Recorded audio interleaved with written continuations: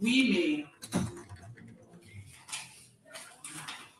may accurately communicate national progress and development realities to our respective constituents and the Liberian people at large. In view of the foregoing, I respectfully request that plenary invite the Managing Director of the Liberia Water and Sewer Corporation to appear before the Honorable House and provide a detailed report including but not limited to the following: the methodology and data sources used in arriving at a reported 76% national coverage figure, a county by county and district level breakdown of communities and populations with access to safe drinking water, the specific locations and installations currently providing safe drinking water services, the definition and standard used by the corporation in determining what qualifies as safe drinking water access, quote unquote, and current challenges, limitations, and future expansion plans for nationwide accessibility. Honorable Speaker and distinguished colleagues, obtaining clarity on this matter is essential to ensuring transparency, accountability, and informed public engagement on issues affecting health and welfare of our people. I therefore respectfully request plenary's timely consideration of this communication. Respectfully submitted, signed, Honorable Musa Hassan Belete, Representative District 7 in my county, 55th legislature. Honorable Speaker, co-presiding and members of the House, in reading of the communications written by Honorable Tase Wongwe and Honorable Musa Hassan Belete. Thank you. Thank you, Honorable Clerk. So the reading of the invite and the letter from the two proponents. Now we have here one of them in present of the Right Honorable Musa Belete. The floor is yours, Honorable Belete.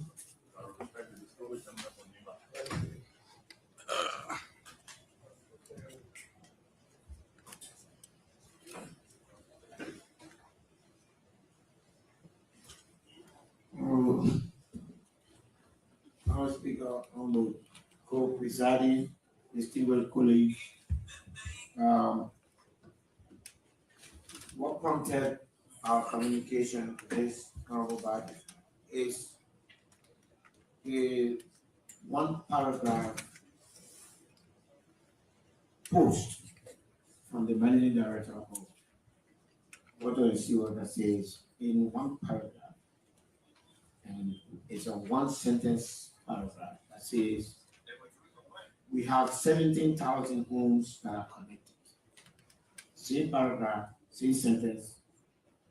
On the overall, 76% of the population have access to basic basic water supply. For me, the entity established by law by this House to ensure such work is the entity that Mr. Ali is managing on behalf of the people of Liberia. So he is the principal water agent of our country. If he says that overall 76% of the population have access to safe drinking water, and I see as I drive through communities in Monrovia, I see people standing in line, I see children pouring water, 5-gallon container. I go up in the various districts, not just in Lima, everywhere in Liberia, people struggling, especially in the north, where the geography makes it even more difficult to get access to water. That statement and the statement of the agency that is authorized by law to provide us water, it contradicts one another, and that tells me why there is a need for water supply. The agency we have is already saying they don't need to do much. That 76% of the population, which taking the 5.5 million of our census, is about 4,180,000 people have access to safe drinking water. I believe such statement is a statement that says we are on course. We have certified our goals, thereby making the water and sewer. And speaking publicly in the manner he speaks on behalf of water and sewer. Speaking publicly in the manner he speaks on behalf of water and sewer. So, why it sounds like a good news to me, I don't see the reality, and there is no need, even though when I made the formal request to the House, Mr. Ali came and said that Mr.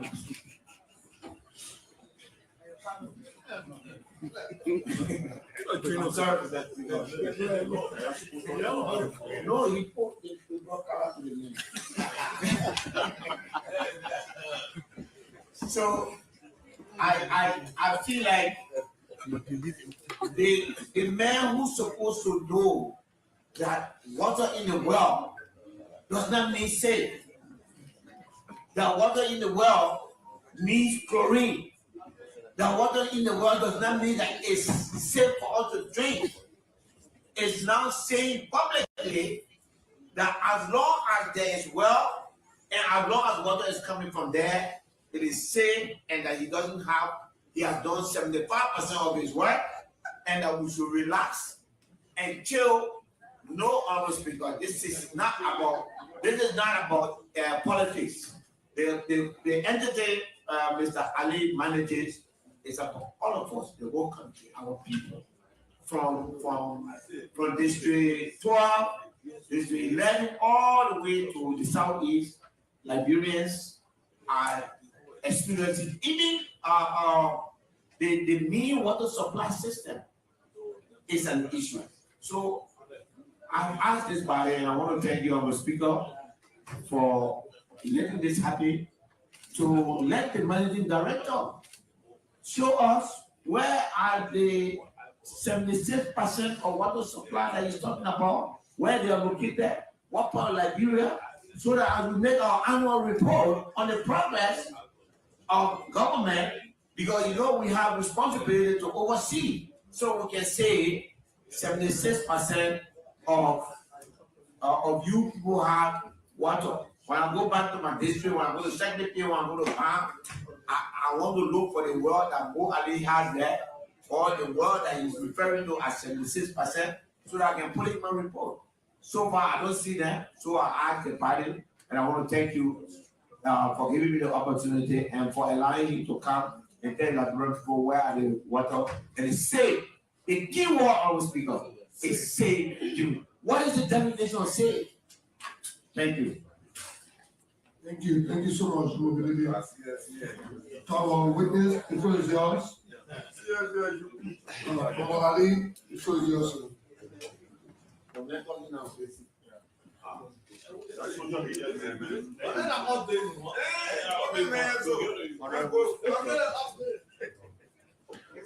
Honorable Speaker, co-presiding members, distinguished members of the House of Representatives, I beg your indulgence, Honorable Musa Berete and Honorable Taha Wongwe raised lots of issues which we need to clarify. So firstly, I'd like to state that the Liberia Water and Sewer Corporation was established in 1973 by the National Legislature. Subsequent amendments in 1976 and 2017 by Chapter 88 of the Public Authorities Law of Liberia. The primary functions of the LWSC is to provide water and sewage services to Monrovia, county capitals, and urban communities that have a population of 5,000 and above. So every community that is below 5,000 is the responsibility of the Ministry of Public Works. Our major assets for water treatment is at White Plains, which was constructed in 1953 by the Tottenham administration And our first major pipeline was constructed in 1958. It's a 16-inch pipeline that runs through Caldwell and Bushel Island to central Monrovia. The bigger pipeline, which is 36 inches in diameter, was constructed in 1968, which runs through from White Plain to White Flower through Painesville. That pipeline, we are replacing the first 10 kilometers of it, which is costing us $12.4 million. Honorable Speaker, co-presiding members of the House, sometime back at the beginning of this millennium, the United Nations established the Millennium Development Goals, which was basically to improve human living conditions. And water supply and sanitation was one of the pillars of that goal. And then 15 years later, we moved to the Sustainable Development Goals. Now, each of these goals have tracking and monitoring system and entities that are responsible to track them. For water supply and sanitation, the WHO and UNICEF established what we call the Joint Monitoring Program. And that Joint Monitoring Program is responsible to track the progress on the Sustainable Development Goals for every country. And every year they issue report. And they have their methodology of collecting data and information from every country. Hold on. Obviously, the gentleman, the honorable gentleman from Water and Sewer was asked to report on his function, not on NGO and WFP function. This is a government of Liberia. Information. No, wait, let him finish. Finish. Answer your question. This is the government of the Republic of Liberia. We are a sovereign government. We have a sovereign entity that is supposed to do a certain work. We do not need lecture on NGO to tell us. I want Mr. Ali to say what he's doing and stick to that. Information. Information.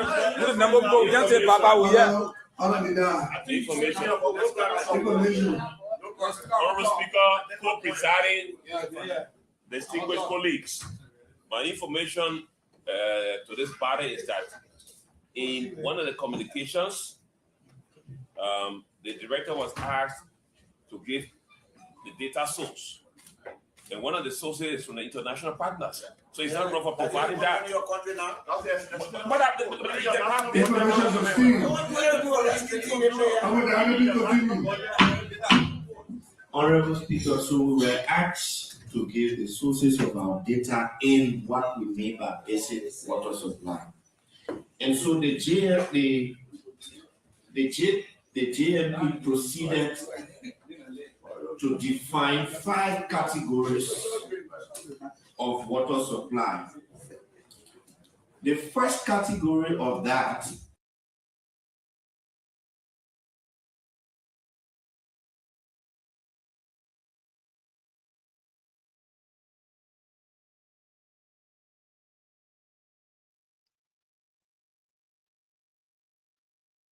Hey everyone. Sorry if you're watching that video. I'll make sure to play it next time. But I had to come on and start this edition of the nightly exchange. We came on earlier today, I know, and told you who were watching us last night that we had few guests coming on today to talk about a trending bill that was put on the floor by Senator Dillon by the dollar remittances, and we were going to come on today to talk more on that because a lot of people don't understand what is going on about that, and just to get some clarity on it. So yeah. That's why we're here. I know you're surprised to see us here this early. Don't be surprised. This is when we're supposed to be coming on, by the way, every time, but due to some life challenges, like we all do have, we come on later. But today, today's the weekend, right? I'm not working today. My son had an early practice today, so I'm free. So here I am, my second job. I got up early today, which is my my case. So I'm here for us to talk about Liberia and how to help Liberia as Liberians without the government. Um, and a lot of people have different ideas that we can all use to do so, but it's a challenge because we all have different, motives of supporting stuff. Some people it may be political. Some people it might be because they don't understand it. Some people it might be some fear of had joining an organization before and it didn't go well.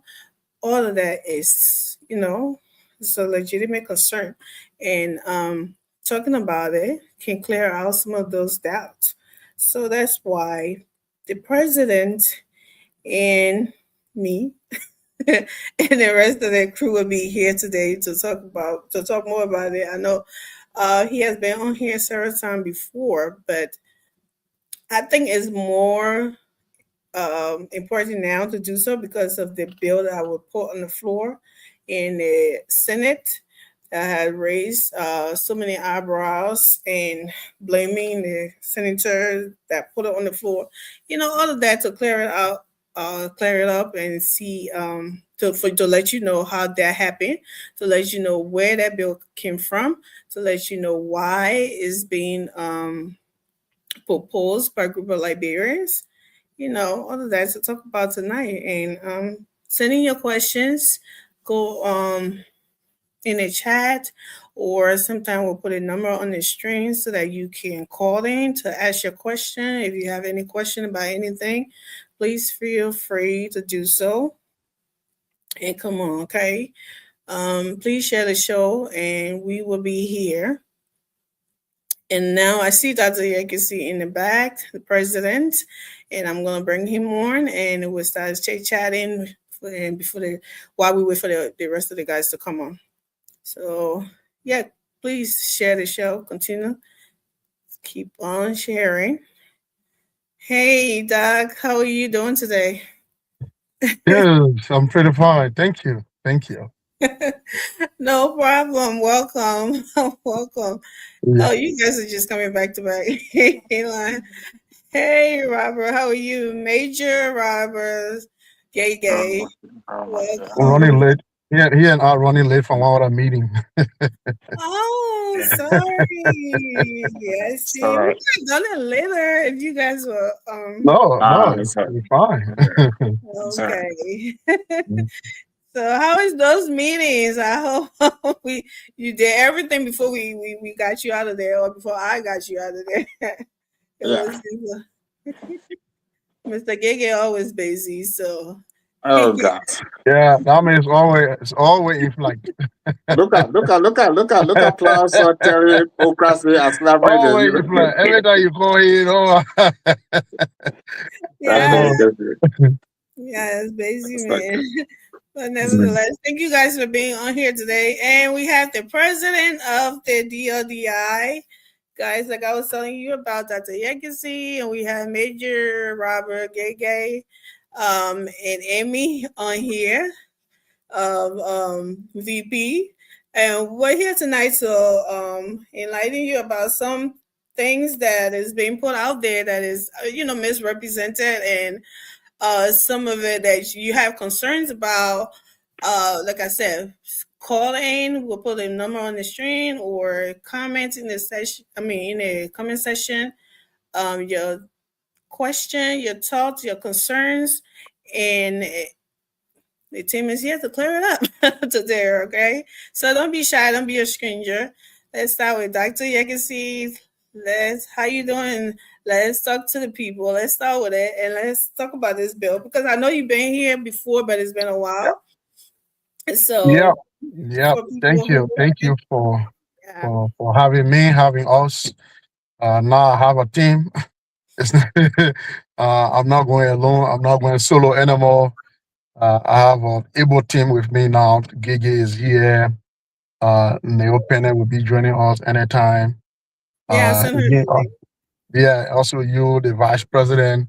So we form your team. I've been on this show before. So right now we are here to inform the public, to educate the public that the bill is now before the Senate. Absolutely. The bill that we talk about, the $1 remittance bill that appear here 2 or 3 times I talk about, the Mhm. bill is currently before the Senate. And I believe that you heard about it. You saw the hulu balu on social media. The Mhm. bill is before the Senate. We're here to talk about it a little more. So the first thing I want to clarify is that the remittance bill, or the DDF, the Diaspora Development Fund Act of 2025, Senator Dallas DeLong did not And he repeats, independently, did not. Yeah. draft or develop that act. That Mhm. act emanated from DLDR, Diaspora Liberian Development Initiative. We drafted our act. And when we submitted it the first time, I appear here 2 or 3 times to talk about the bill. And one day it will get on the floor, and now it's on the floor. And that's why we have come back to further explain to you the status of the bill. So we have it, we submitted it to the legislature last year, October. November, we asked Senator Joseph K. Jala, who is a senior senator for Lofa County, to sponsor the bill. He told us he could not sponsor the bill because his committee was that was not his committee responsibility, because he is on the committee for judicial affairs. So he said this bill has to go through the Senate Caucus Committee for Diaspora Affairs. Mhm. And Senator Darius DeLong is the chair for that committee. So he submitted it to him last year at the same time. Last year in November. And we have a video on that, and we posted it everywhere on social media. So we had Senator Darius DeLong in our chat room, and he has been there since November of last year, observing us to make sure that we are a reputable organization, to make sure that we mean business.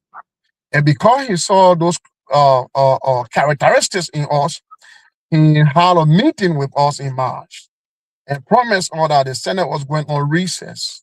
And when they return in May, he was going to put it on the floor. And then May, he actually did. He was able to put the bill on the floor last week.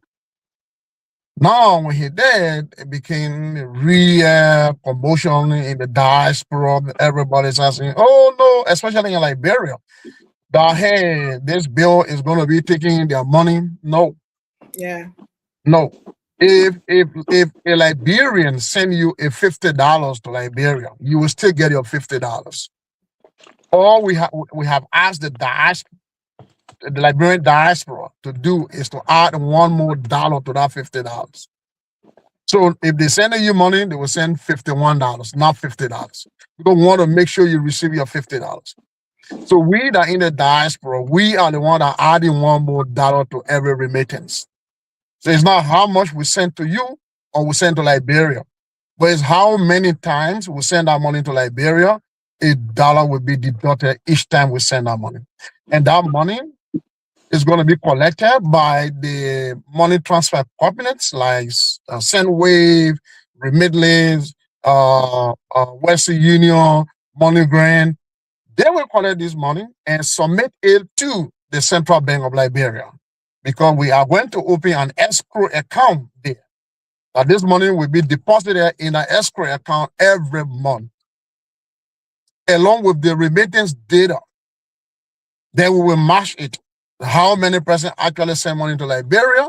So that will determine how much we got for that month from each remittance cabinet. Then we will try to make sure we put all our money together. It be in the escrow account. We call that escrow account. This money we call it patriotic fund. Right? Yeah, it's a patriotic trust fund. That's what we created, and that's what the escrow account will be about. Because people are running everywhere that they don't want to tax them. It's not a tax because this money is not a government revenue. You only classify it as a tax if it's going to find its way in the government budget. But government is not going to have anything to do with this money. We are the one in the diaspora to determine what to invest this money into in Liberia.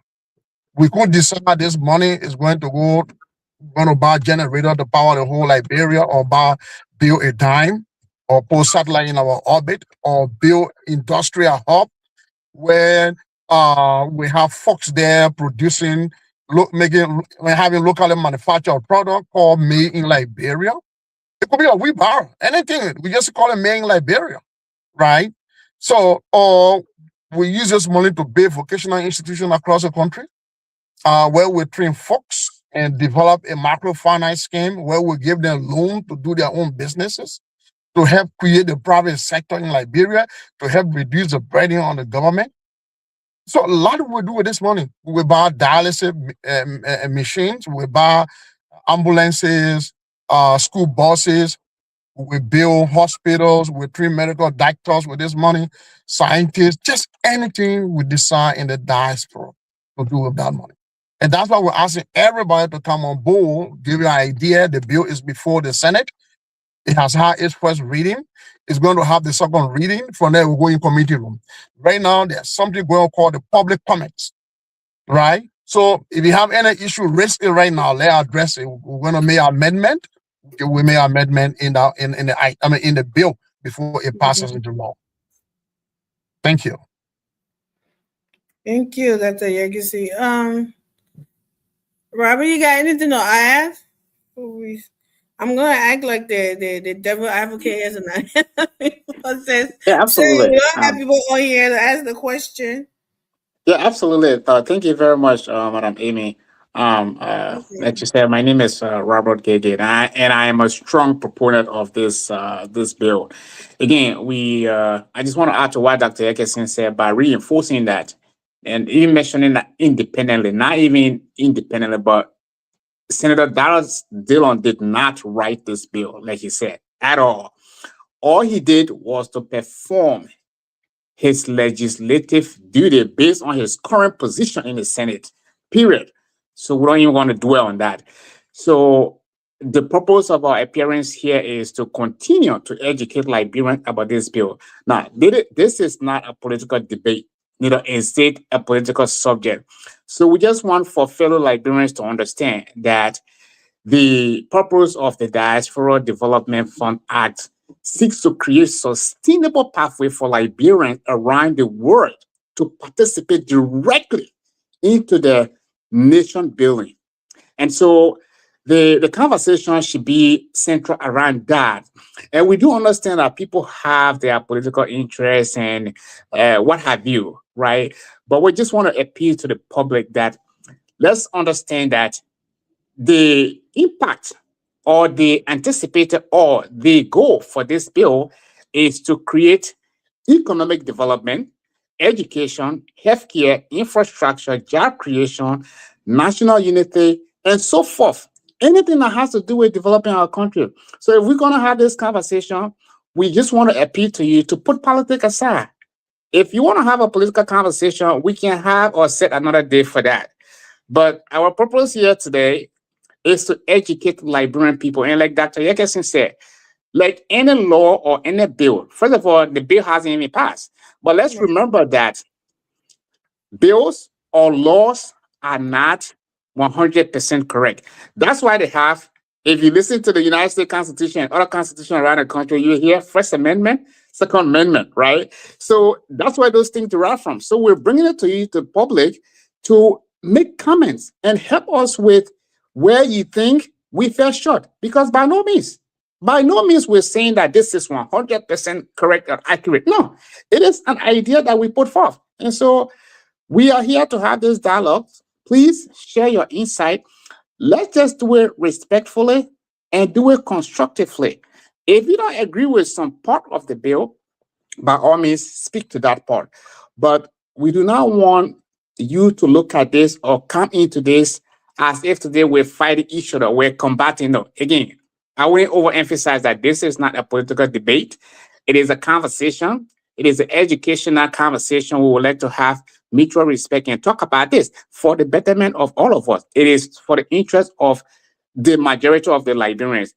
Is everything in the bill perfect, or is the whole bill perfect? No, it's not. And so that's why we're here tonight, to help you with any question, any concern that you may have. We'll do our best to address it. And if we cannot address it, we'll refer to expertise that we have on our team that's going to help to address those parts that we might not be able to respond to tonight. So I want to tell Amy and her team, thank you for giving us the platform to be able to come here tonight and have this conversation, national conversation. Thank you. Thank you, Mr. Robert. They are running late, so I guess most of the questions is gonna come from me. Well, first, let me say this, right? And you guys have already said it. This bill, somebody clearly said to me that I'm not supporting this because Senator DeLong is on that. He's the one putting it forward. And I'm like, why should that be a problem? You know, this is not a bill that came from Senator DeLong's office. This is a bill that we, as people in the diaspora, he likes the idea, like he said, right? But because DeLong is on there, and this is what I said to him. I said, well, we were not looking for special, senator or whatever. Matter of fact, we started from the House of Representatives, right? Yep. And we couldn't get anyone to accept or do that. And then when it went to the Senate, it was Senator Jallow who, and your guy, we just shouldn't be about politics or whatever, but that was the person who got the bill, and he said that, he wasn't a part of the diaspora foreign something, and Senator DeLong is the chairman and something, and that's how this passed down to Senator DeLong. So it wasn't anything that he went in. And matter of fact, you just told me that you like this bill. You told me that you like what is in it. You told me that you like whatever, the ideas is or are to do with in the country. Why will you let, because Senator, we couldn't walk on that floor as common Liberians to deliver that bill, to say, here, Madam President, this is our bill. We brought it to you to look at it, or go in the house and say, oh, here, Mr. Speaker, this is the bill that we want. That's not how it worked. You had to get somebody from that House or Senate to put it on the floor. And it doesn't matter who we did it with. It's going to be somebody from a political party. Yeah. So then what is it? We have to put Liberia. We have to put Liberia first. Sometimes when it's election time, we play the politics. Choose your side and go with it. But when it's something that we all talk about, doing things for Liberia, this is not happening, and we all know the government will not do anything. And it has nothing to do with this government. It will be there. The next government to come, the next one, till we all are gone. And that's how it happened that it started in during this time, but it doesn't mean that this government has anything to do with it. Correct. And so that's what I told him. So, and that's what people need to understand, and stop making this about rescue government or whatever government. This is not, they had nothing to do with this. And that's why we carry on this public education. We keep making these appearances, live appearances to educate the public, because if we don't, the whole country, Liberia, is politicized now. We know that. If we don't leave this politics, it's going to really affect that country. Yeah. It's going to degenerate the country into real doom, and which we don't want, right? And that's why this organization is a development organization. It's not political. It's not sectarian. Mm-hmm. It's not governmental. If we are here part of a political party, We don't bring that ideology to this organization. No. If you are a Christian, go in your closet and pray for DLDR to survive. If you are a politician, go to your political party, say, we should not influence those people with our political ideology. Let it continue with the development agenda. If you are in government, don't say, oh, because they don't support our government, so therefore we cannot allow this bill to pass. That means you are affecting Liberia. You are causing problem for Liberia. Because we are non-political. We are non-governmental. And it's not only for this government, just as Amy alluded to, it is a perpetual organization. This idea will be perpetual. We will do what we can do and leave it on this idea. In our absence, Liberia will still develop. In our absence. All right. Somebody appeared on a talk show the other day. There's a guy talking about aging population. I said, you're right. We in America, the third generation, will not be sending money to Liberia. Or if they send money to Liberia, will be minute. We that are here right now, we still have our families in Liberia. Let us put this together right now and be able to build the infrastructure in Liberia, so that the third generation will be going to Liberia for 2 reasons. If we don't do it, then I don't know how posterity is going to look out, because we have all the expertise, we have all the money right now. If collectively we can come together and contribute just $1 on every remittance, and it's not only Liberians though. This is for anyone. It could be a Lebanese, it could be an Indian, it could be a Chinese, an American, Canadian. Once you send money to Liberia, when the bill passes into law, we will deduct $1. Do you know how much we'll be collecting every month? That's a lot of money.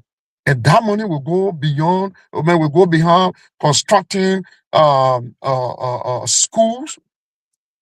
When we say school, now the kind of school we have right now in Liberia, we'll be more than schools. That when you go there, you're gonna see projector. You see projector come down and you start learning from that.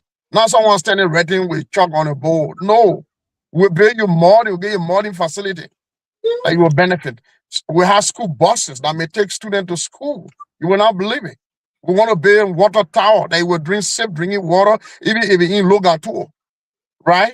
So the remote part of the country, you have a safe drinking water, just like in America.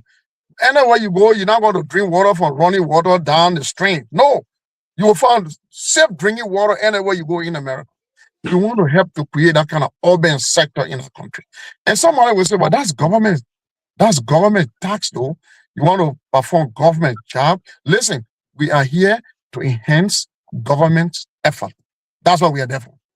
So every year we ask the government, what are your programs? The government will say, okay, these are our deliverables for this year. These are our programs. Then we will say, okay, then can we build water tower? Say you're not building that this year. The government will not say no. That is going to help Liberia. Can we buy dialysis machine for all the hospitals? Government will not say no. So that when you leave from here, for example, if we build hospitals across the country, and you go to Liberia, you get sick, and we have 3 medical doctors, you will not run to Ghana. You will go to that hospital and get treatment. And anyone who we train, you have to return to the country. It's a contract you will sign. In a 5 years, you will serve that community, we will send you to that community.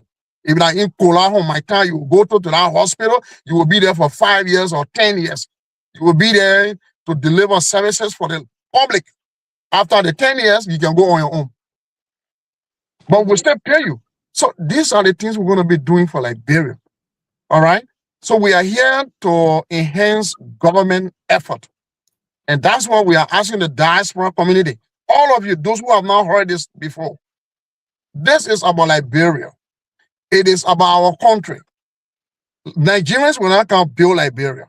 Ghanaians are in Liberia, Nigerians are in Liberia, Lebanese are in Liberia, Indians are in Liberia doing businesses. But all the money they get, capital flight. They take the money back to their country. The other time, under we administration, I suggested, as a private citizen, that if the government could pass a law to make sure, or just some kind of regulation is not a law, but order that administration to pass a regulation to give you a test that all profit earned by foreign businesses in Liberia, they should reinvest 50% of their profit. That will help to it also help. It will help the private sector get viable. It will increase investment. But how many foreigners do we really have in Liberia doing businesses? So we Liberians need to return to Liberia as well to even do businesses, to put our resources together. But DLDR want to start this process. Want to start training people. We want to start training folks from vocational institutions. Give them money to start doing their businesses. The other day, on one other show, focus on Liberia. I was telling the host that closing one of my warehouses, a higher what's it guy, a Spanish guy to count all the irons I had in the back. And when he came, and I asked him, I said, but all the iron you haul into the iron plate, how much do you get by month? And I was surprised. The guy said he made 25,000 monthly, 25,000 United States dollars. Wow. We want to help to create such a private sector in Liberia. Here, you see people flying with their cars with a ladder behind. They do plumbing job. They get money. They don't have to go sit in offices to put necktie and ride big car to say they are minister or they are director before they make money. You should be able to work for yourself. And that is the kind of society we want to create. That will help to reduce the burden on the government. You see people go line up to the representative house in the morning, or the senator house in the morning, or the minister's house in the morning. Do you think those guys rather mean business? They rather mean to go line up to ask for bread, to ask for food, to ask for medical bills? No, it's because they don't have jobs. And I'm not shifting blame on this government. What I'm saying here is that this government and us in the diaspora, we all have to put together to create a private sector. In America, the private sector is very, very viable here. It's very viable. Many people don't work for government. Like for me, I've been here for 17 years and I don't work for government. A lot of guys, even my brother right there, James David, you can tell me, he has not worked for government, right? So many of us here will have not worked for government. We work for private sector, we work in the private sector. We want to help to create such an environment in Liberia to help reduce the burden on the government. And not just this government, subsequent government. Now, get this clearly. DLDR is going to be carried on development in Liberia. Remember, the government itself will still be passing budget though every year and carry on development. So two-way approach, two-front approach. DLDR is helping to enhance government effort while the government is also developing Liberia. So in the next 10, 15, 20 years, 25 years, 50 years, Liberia will be developed. There will be urban sector everywhere in the country. People will be very innovative because you will see investment everywhere. Yeah. Investment everywhere. And to add on to that, it's not, like we always said, developing Liberia is not going to be just government alone. They have a bigger part to play, but it's not just going to be them. And all of the other countries that we admire around the region in Africa, that's what happened. The diasporans, they help out with these things, and not just DLDR. And we have other folks too that doing the same thing. And not one group can do it, or it can't be done one way. It's kind of like an octopus. That's what we need for Liberia right now. Yeah. When it comes to development, because we are way behind, right? That's what we need right now. And when you talk about the health sector, when I went to Liberia in 2023, after 25 years of my life, as a little girl left from there, when I went back, I was like, I can't wait to go to either one on the street, to do the one on the street, not knowing what it looks like today. When I got there, the first food I go to fly from here. Oh yeah. Somebody on the bathroom here. Somebody I was like, Jesus help me. Like, I'm not doing this. Like, I am not trying to put myself in that, something. Why? Because there was no good health system in the country. And while I was there, I went to the hospital with one of my nieces having a baby.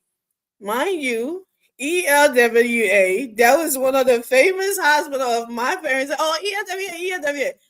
When I went there, it's not an ELWA that I talk about, to what I saw, like, okay. Lord, please don't let me get sick in this country. I'm not better than the people who are there, right? Because I know, but my system is not the same as theirs anymore. 25 years out of the country, it's not the same anymore. So I didn't want it to have that experience. But if we had, like Dr. Yakinson is saying, we have those good hospital, and we have other people outside the government seeing the need for. We live in the diaspora. We know what we need, and a lot of people who moving back home. We know, and with health, problems, kidney, liver, all sort of things, on dialysis and stuff, and they can't go back home because of those problems. They don't have those machines, or they don't have those healthcare workers or whatever, whoever there to take care of the problems that are being taken care of here. So imagine when we have it there, or organizations like these donating those things, so that you don't have to fear. When you're going back home, you know that everything is good. Now, so this is what this is about. It's not about anybody trying to enrich themselves, like he said, and we'll get to the transparency of all things, right? And so you can explain that more to them. So, that's what the awareness is going on for those, so people can hear it and come on board. And dollar is nothing to us. Some people are trying to make this thing like, oh, you're asking them to get $10,000 every day or every month. That's not it. A dollar. I want to do so much in Liberia, but I don't have the money, right?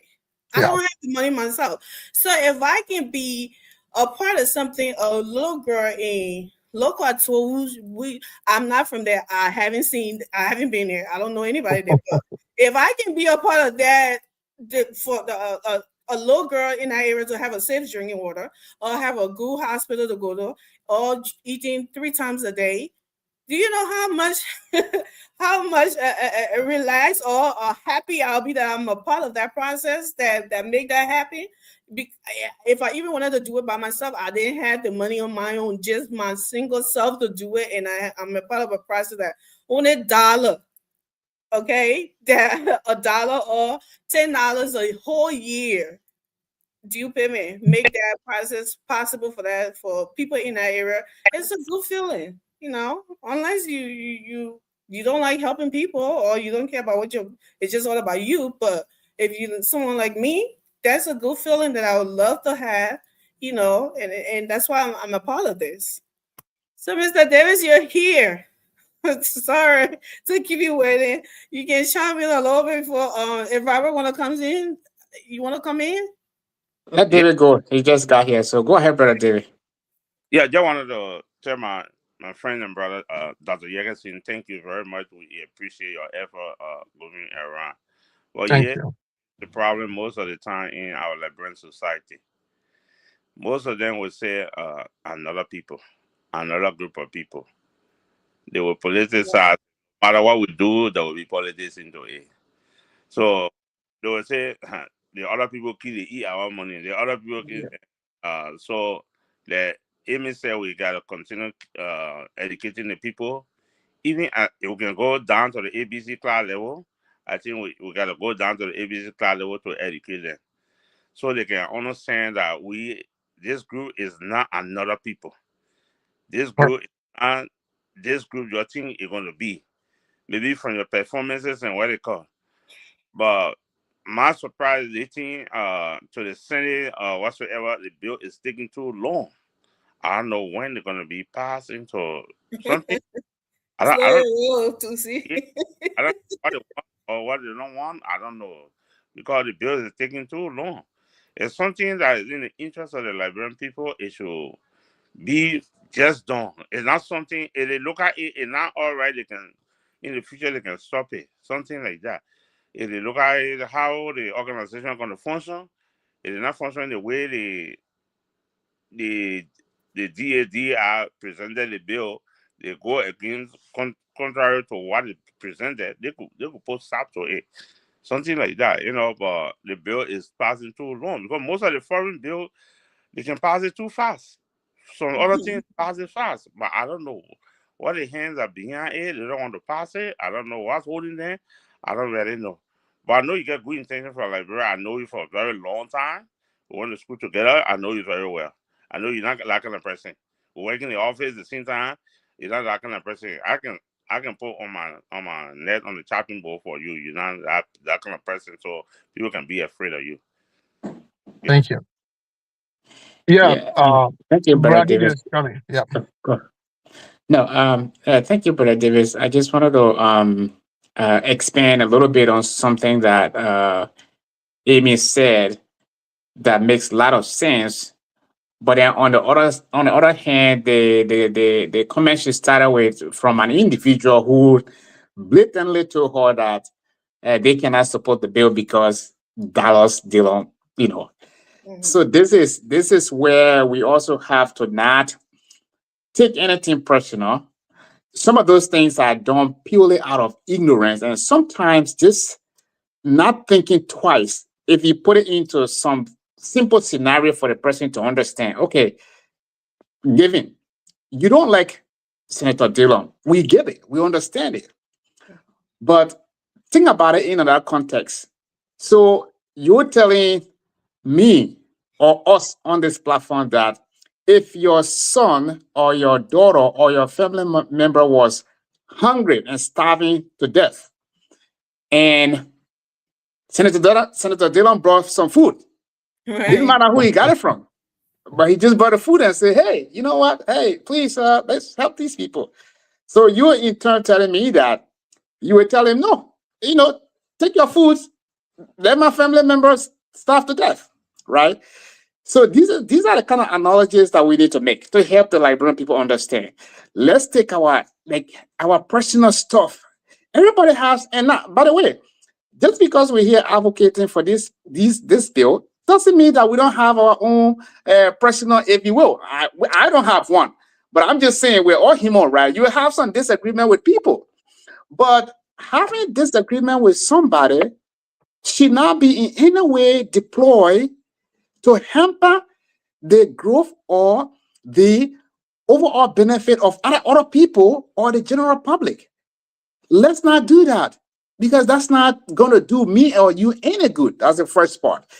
There's a statement that she made that in reference to, for us to develop Liberia, the process, whatever that is, should be like an octopus. For those who don't know what an octopus is the type of animal that has many legs, and it can move in any direction at any time, given the circumstances surrounding them, right? It can escape danger and it can pursue favor depending on the circumstances.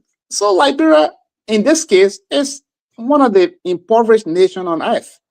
But we're not lack of resources, we're not lack of brain, we're not lack of pretty much anything, if you will. So this bill idea is just one of many other things we can do to develop Liberia. So by all means, if you don't like this idea, granted, it's okay. But to take the idea and demonize it in any way you feel like, only because it will suit your personal endeavor and whatever that is, I think is fundamentally wrong. What we ask is bring your general constructive ideas so that it can be incorporated. I said it from the beginning. There's a reason why they amend laws, because no law has ever been written that is perfect. Or let alone, you can also develop another idea and pursue presenting it like we're doing. For example, and I would just say this just for the sake of those who want to argue. My brother Dwalu, we come from a camp, Dwalu and myself, a particular camp. I'm not going to delve into that. But look at the idea he proposed. Excellent. Directly private sector focus. Even the idea that Dwalu brought up, there are still people out there, Liberians, they are tearing it apart and they're doing everything they can. Like this guy do you understand how much work he put into that? And when you sit and look at and read everything, in my opinion, his idea is perfect in reference to direct private sector investment.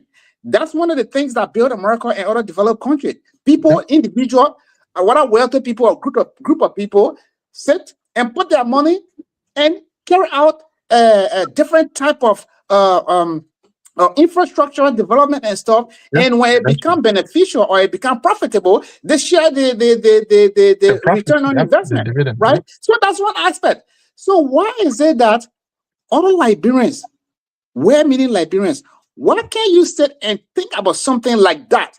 Instead, when somebody brings an idea, We want to chastise it or we want to politicize it. These are the kind of things that Liberians we have to stop. This is just that's all we're here for. We're here to help you understand some of the things that we can engage in to develop this country. Because, like I said on the other show, on the closing argument, nobody, absolutely nobody is going to come to develop Liberia. And if those of us who are living in the diaspora in another part of the world, we know that some of the countries we live in, they were developed by the citizens of that country. Nobody came from anywhere to develop America. America was developed by the Americans. Nobody came from somewhere else to develop Europe. Europe was developed by Europeans. And guess who added or who helped the Europeans or the Americans to develop their country? It's immigrants. So, like Dr. Yakesin is saying, the remittance we're talking about is not just even tied to Liberians, just anybody who remit. So, what is so wrong with that? And if there's anything wrong with it, by all means, bring it to the table. Let's talk about it. But for you to tell somebody, say, I'm not going to support this bill because of this individual. And like I said, it's like telling somebody, say, you know what, offer me bring your food, but I don't want it because I don't like you. Or even if you didn't say anything, the fact that you reject the food because of your different with that person, it's just flat out wrong. We have to be considerate and think twice before we start making some of these comments or statements to each other. Thank you very much. Thank you. Welcome, George. And Thank you. yes. Sorry, the sun here is too much. That's why I'm trying to cover my face. I'm sorry, I'm on a push. Never. Thank you so much for the show. Your excuse for today. Next time. Yeah. So we're here, like I told you guys last night, that DLDI will be coming on to explain the bill. Some of you had concern with that, George. So I know you just joining. I don't know if you were listening, but you just joining. If you have any question, so you can go ahead and shoot for the sky. All right, thank you so much. Look, for introduction, my name is George Wheeler. I live in Australia. Been here for the past maybe 15 years or 20 years. I go to Liberia very regularly. All my family live back in Liberia.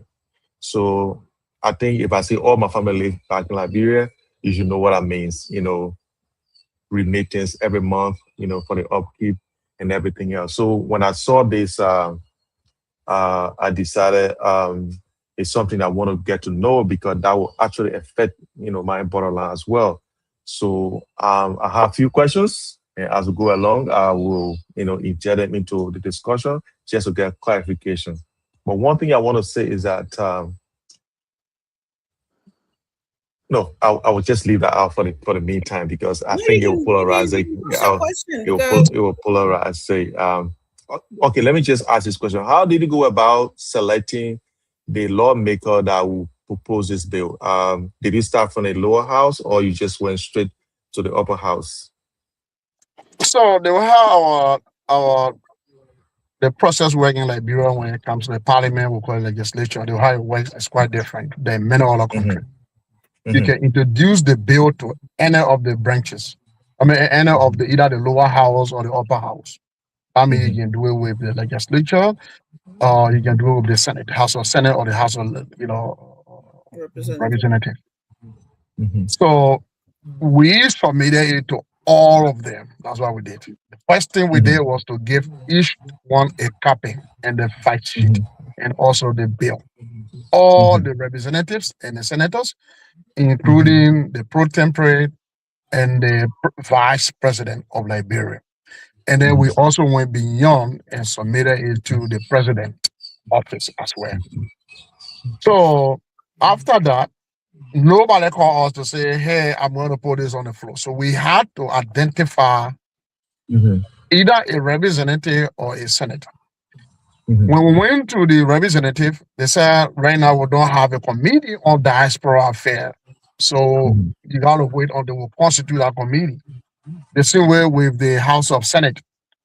But then it didn't take long. They constituted a committee in the House of Senate. And then they appointed Senator DeLong as the chair for that committee.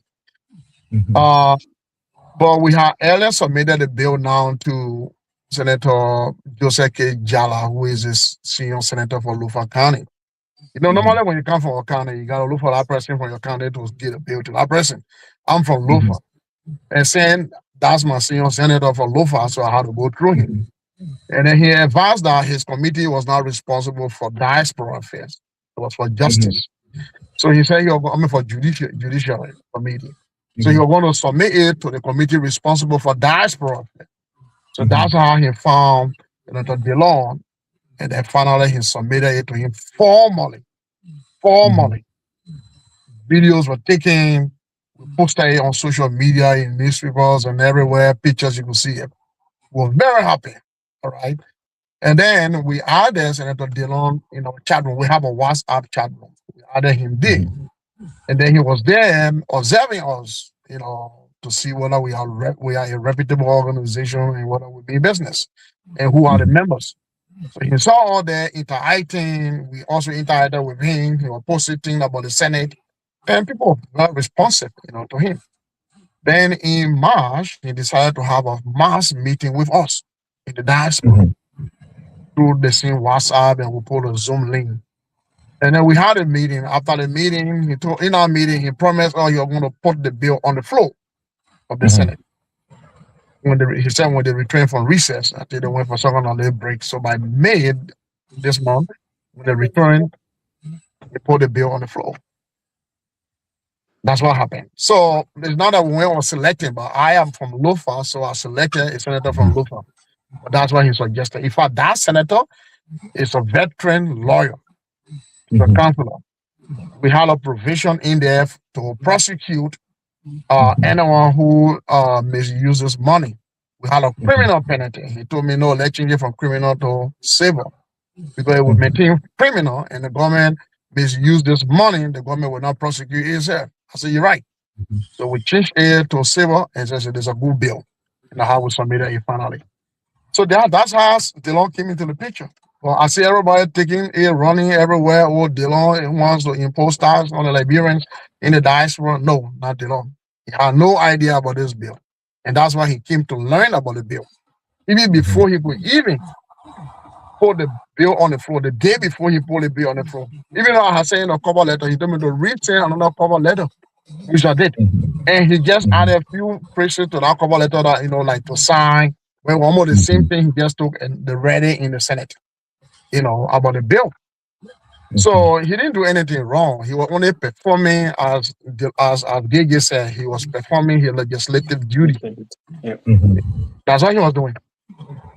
You know. Look, yeah. And So real thank you quick, so much. Brother Widow, just before you come in, let me just add to what he said. So it was not only after we reached out to multiple honorables in both houses. It was not only Senator Dillon who added to the chat room. We also added as many as we could, all the representative and the senator to the chat room as well, including typical Liberians, so that everybody could have like a fair say, and that's how we just reach out to everybody. I just wanted to add that. And that is the reason you don't find one from the House. That's why no misunderstanding in the House, because they know about the bill. They have been with us since they don't be there. Yeah, they have been. They all have copies. They have read it.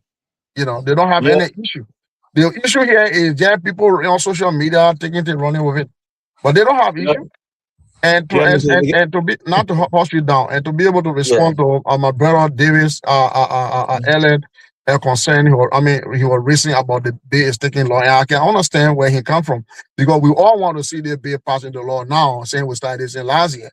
But the reason is delaying is that it's the same politics. It's the same politics that is causing it to delay, because the law wants to do all the consultation to make sure that when the second bill, when it's read for the second time, it's not even going to take long in the committee when they will get passed into law. So he's doing the consultation as we are doing it as well. Yeah, okay, Mr. Yakins, thank you so much. And I just want to make an objection, because I hear you say the Senate or the legislature don't have any problem with this bill. And I think it's obvious why they don't have problem with it, because it's not a bill to reduce their salary. It's a bill to get contribution from the diaspora. So I don't think it will be a problem for them. They will definitely pass it as quickly as possible. But here's the thing. My second question has to do with projects. The money is collected. I'll reach to where the storage and everything is, but I just want to go directly to where we will speak about projects. Let's say, for example, maybe the board decides to build an estate. Anything we build or any project that we want to take, will it be private or it will be government private partnership? How is that going to be? Yeah, okay, so, yeah, you came late anyway, but I'll go over this. So this is I'm what we sorry. have. I'm sorry. No, about you're that. fine, Yeah. you're fine. That's why we have to educate the public. Racist song. But anyway, he needs to understand. Yeah, So every year, I think you know how the board is constituted, right? The board Yeah, I for do. the DLD. Okay. So every year there will be some kind of proposals from citizens in Liberia or in the diaspora. And then the board will finally decide this is the project this year. Let's assume to buy a generator. First, we will partner with the government. If I wrote a second letter to the government to partner with the government. So our effort, our objective is to enhance government effort. So we're not going to replace what government is doing. We're going to complement what government is doing, but we'll do it independently, right? So we identify our project free from government interference. We put the ad in the newspapers, and either institutions or construction companies will bid, and then we vet the process. He who wins the bid, gets the contract. And then we dish out the money from the central bank or either the processing bank to that company. When they are done, we go and delegate it to the government or we delegate it to that community. So yes, it's not, we only enhance government effort, but this is not government programs. No, it is DLDR initiative. We do it. And this idea is not only for this government, it's for subsequent government as well. But the idea is perpetual, that you and I will leave it on this island go. That even in our absence, Liberia will develop. So what we're doing right now is that we're building the institutional foundation. It will be a benchmark that when others come in the future, they will see what we have done, so they can just start from there and go, not to go and start all over. So we want to lay the benchmark. Okay. So thank you very much, Mr. Yekisi. My sub question to that would be, let's say for the example you gave, we bought a generator for maybe Yela, right? And the fuel finish or the generator spoil. What happens? What is our intervention? What do we do? Yeah, and the first thing is that if we want to buy a generator, it's not going to be for one county. It's going to be something for the whole Liberia. Yeah, just give for example, just one, so that we can make it easy. It will be for the whole Liberia, anything we do like that. So then we're going to have a maintenance department for every infrastructure that we build to maintain it, we will look after it. There will be a maintenance department. So that means we're going to employ people. Of course, DADI is going to employ people. DADI is a government by itself. This is a diaspora. That's why we got representatives. It's not later you will start voting for your representatives. It's a government by itself. DADI is a diaspora government, and we want to help to enhance government effort. So as government is developing Liberia, they consider us as the 16th country. Have you heard that before? We in the diaspora? No. Yeah, they have considered us a 16th country. Maybe as time goes by, we'll pass it into law to actually make it, legitimate. Maybe we have people from here to even represent all in the house there. But they have all along it has been, and that's why right now we are also collectively fighting to have out-of-state voting. Yeah, that's what we're working on right now. So we're working on a lot of things to help us participate. We in the diaspora to participate in the development of Liberia, and our way of helping is to just contribute this $1 every time we rebuild money to Liberia, and we feel that this is the best approach ever in the whole wide world. It's the best way to collect money. Huge amount of money. We can collect billions of dollars just within a few years from this thing. And this can carry on massive development. In fact, it's going to help to reduce foreign aid to Liberia. because the government will not be borrowing money to in-debt the country. No. And that's what someone said, oh, they will misuse this money. I said, no, they were not. Because the only reason why government is doing this, because they don't have means of the money. If we have the money, we're performing a tax in the country that is impacting lives and communities in our country, why would the government go take our money? If the government knows that they're enhancing its effort. So, I mean, yeah, we mean well for Liberia, and we hope that everybody in the diaspora, all Liberians in the diaspora, will see reason to support this bill. We're not imposing it on anybody, but we say when you remit money to Liberia, whether you are a Liberian or a Nigerian, a Ghanaian, Chinese, Indian, we deduct $1. And the representatives, of course, how you said they were passing the law because they're not cutting from the salary. The only day I was on the focus on Liberia talk show, and I mentioned it. I didn't say it to back the representative for taking his money, but I was trying to and not necessarily to justify, but to give reason why all these huge money be taken by the representatives and the senators, or let's say by ministers, and not to justify. The dependency of breeding in the country is too huge, right? It's too hard. Some people say, but they should create the private sector. I agree, though. The government is supposed to create a private sector. And that's how we're going to help to initiate the process. It's Dwalu started already. And then we are also there. So there are two approaches right now. Sooner or later, others will come in with different ideas. So sooner or later, we'll have a viable private sector. You will find people finding jobs in everything. People will be innovative to find their own jobs. If it be a hair plaiting job, you'll make money out of it. You don't have to go to a government office to sit down and wait for a month to end before you earn money. Give it a bit to chance you, right? So people go to line up at the minister's office, director's office, senator's office in the morning, in the evening, because they want money to pay their hospital bill. They need money to buy food. They need money to pay their house rent. Why? Because no job.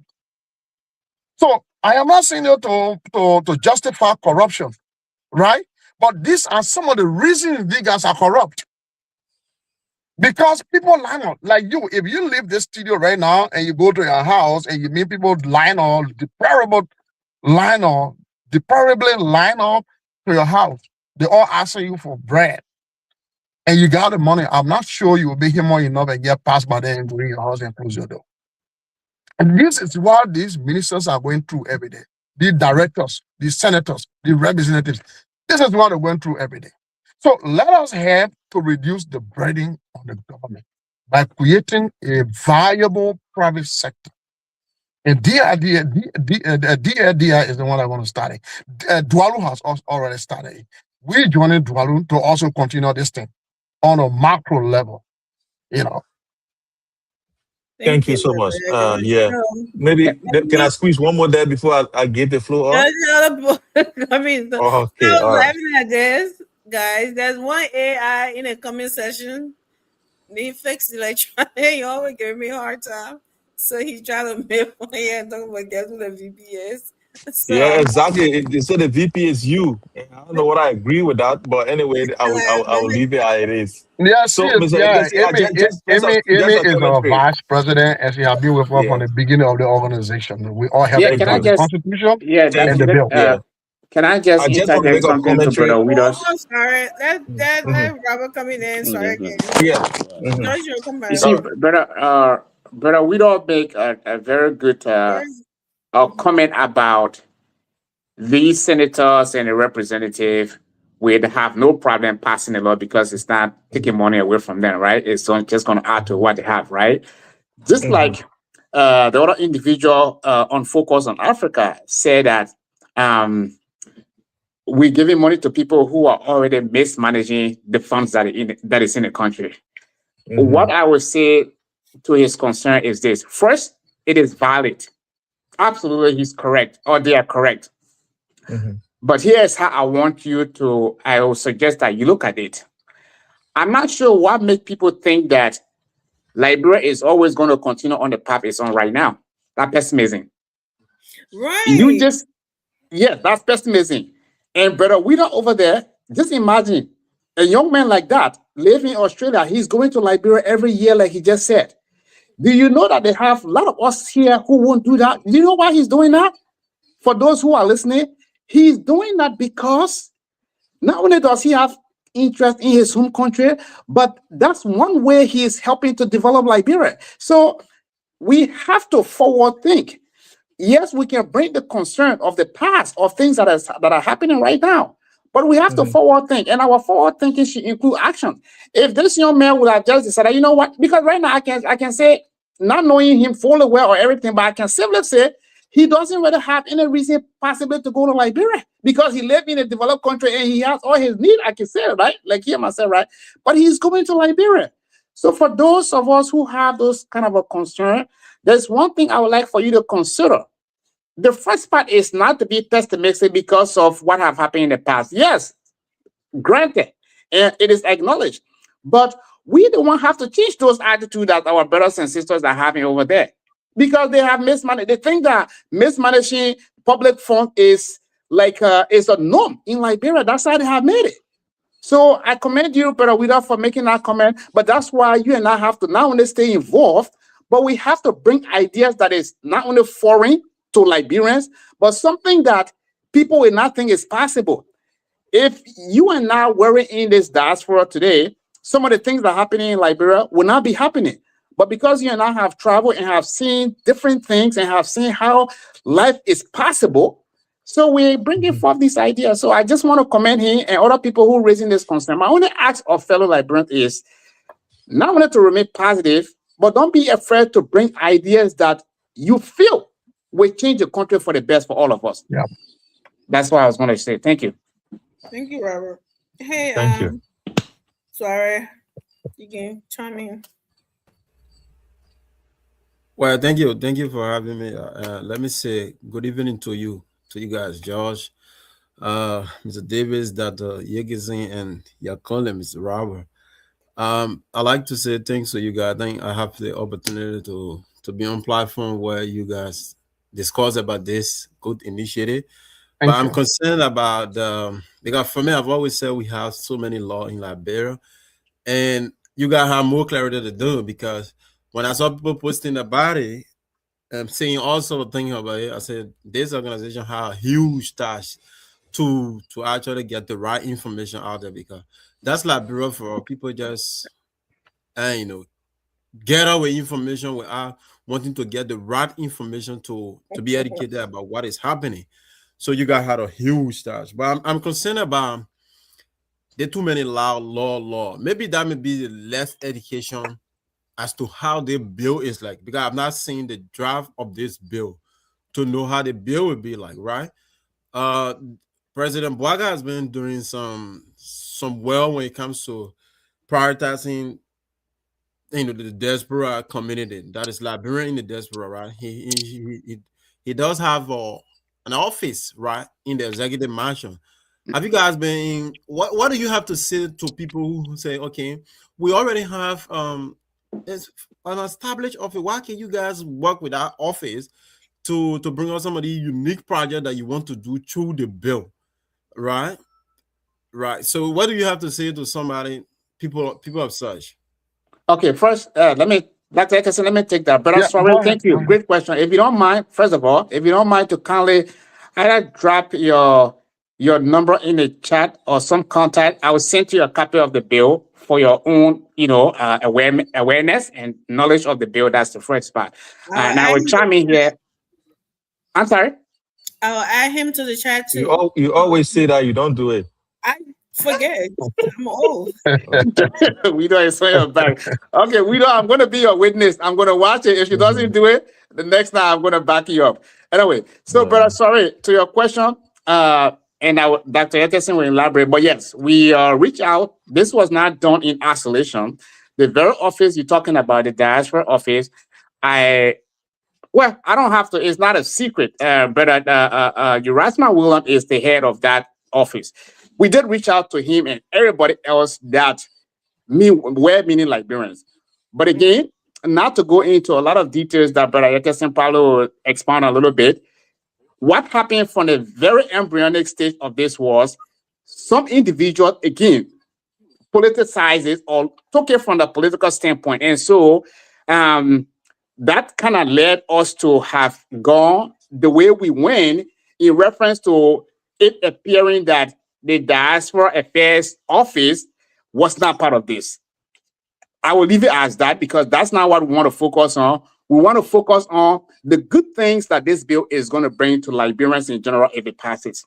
I would just say, I will leave it like that and let Dr. Ekerson expand if he wants to.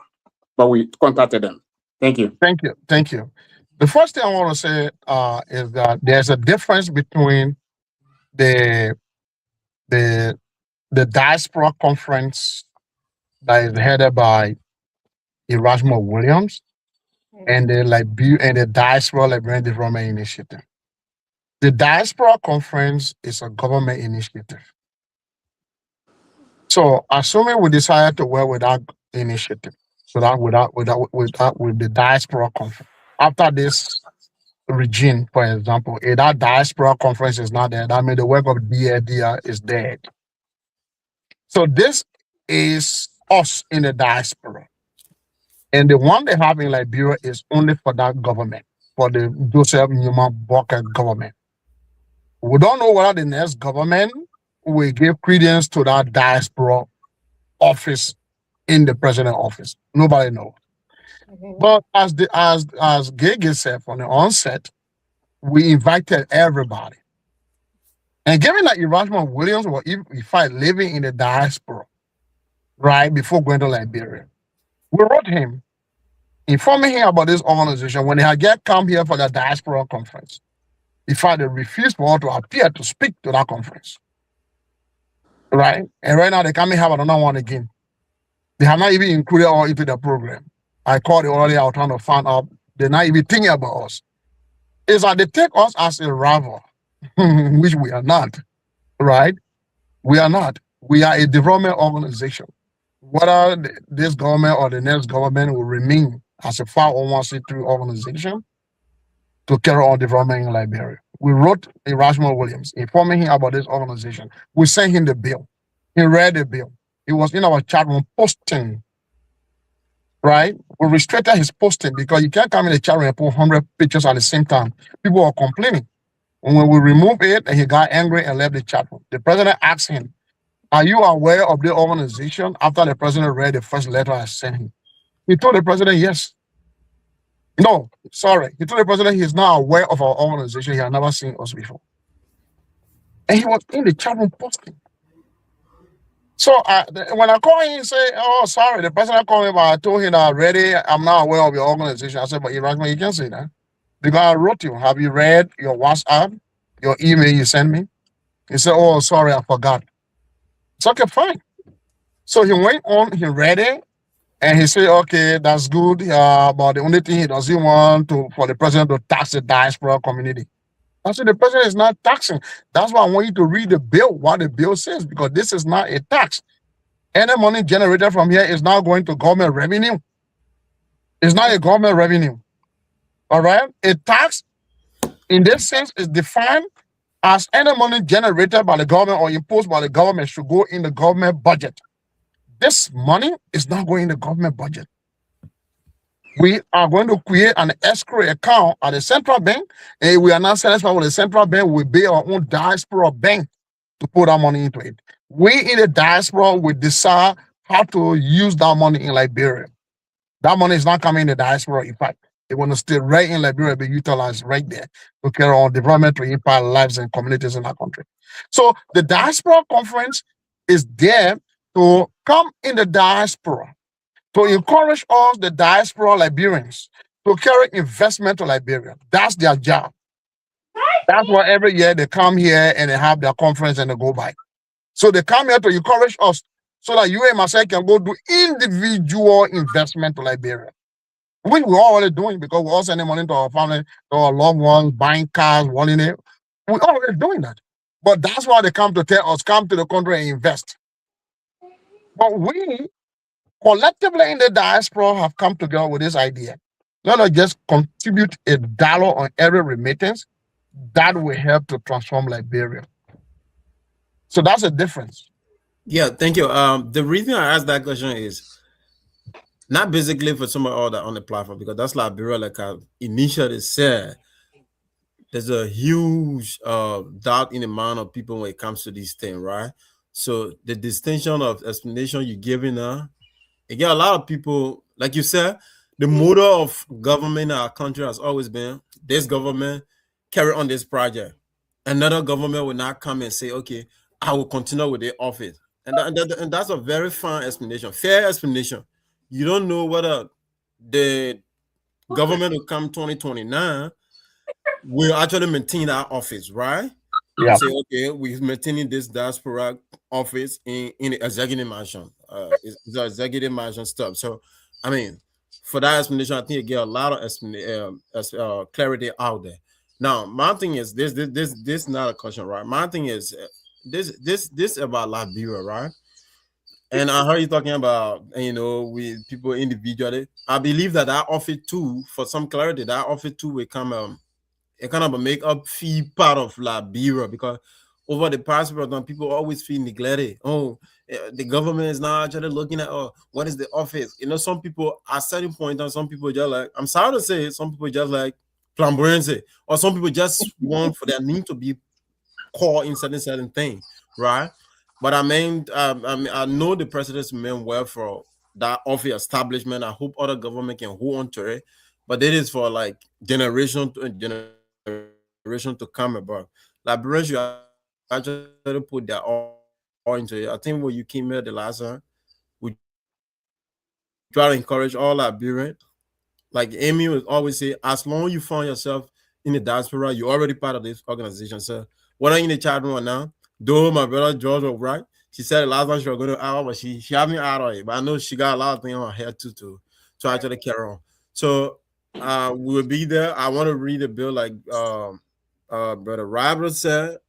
I want to read a bill to get more education on this, and a good initiative. So we can play a part 2 anytime we can. We take upon our time, maybe 5, 6, 7, 10 minutes. We educate Liberia on these bill, right? Because there's a lot of misconception and misinformation out there. Thank you. So I just sent your number and Judge's number to. I got it. I will handle it. I got it. I'll take care of that. Thank you for keeping your word. Thank you for telling that I do keep my word. Brother, we don't accuse you, so I can't accuse him of accusing you. I'm just saying, at least you've done it, so we don't talk about it. So, you see, exactly. So I got dark glasses on. He always does that. Okay. All right. So maybe let me come here a little bit, Amy, please, if that's possible. I've got a question. Before the question, I just like a commentary, and I just want to say something about what the president said. President Yekesi, you said the dependency rate in Liberia is very high, and on these lawmakers and these public officials. I agree with you, but partially disagree, because if there's social net in Liberia, we don't have the dependency rate as it is. But because there's no social net, you find out nothing to fall back on.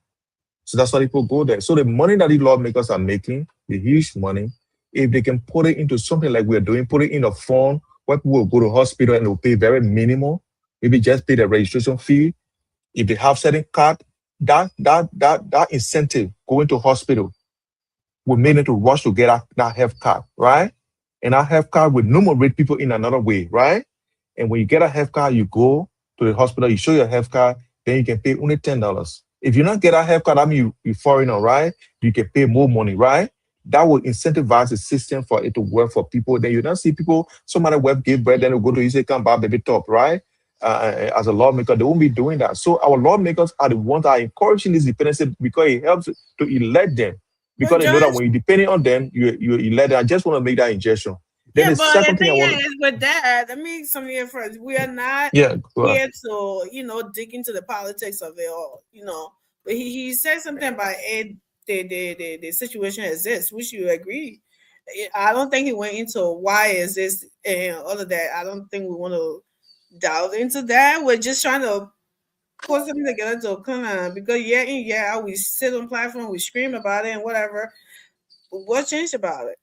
So the way we No, can help is what we I mean, it want. was just a clarification. It's Yes. just my injection. I'm not trying to tell us to deal with that. We can do it. We don't have the power to do it, but it's just for educational purposes, right? The second thing I want to ask is there any prototype that we are building the DLDR from? Is there anything around the world that we are mirroring this organization against? There's It's a a first of very the kind. fresh new, that guinea pig. First of the kind. Okay. So it's a Mhm. learning process. That's why we make a lot Yeah. of public appearances. There's a learning process. It's a Mhm. first of the kind in the world. So if we succeed, then other countries will start modeling after us. It's a first of the kind. Okay. Mhm. All right. And just to add to That put it that, into perspective. Brother Wido, so it's a double sword, depending on who is the recipient of the message, right? So we were on another show where a guy was saying that because this have never been tried anywhere, we're doing try and error. And Dr. Ekerson response to that was, and he's highly educated, I would say, in the way we say in Liberian setting. This is a theory.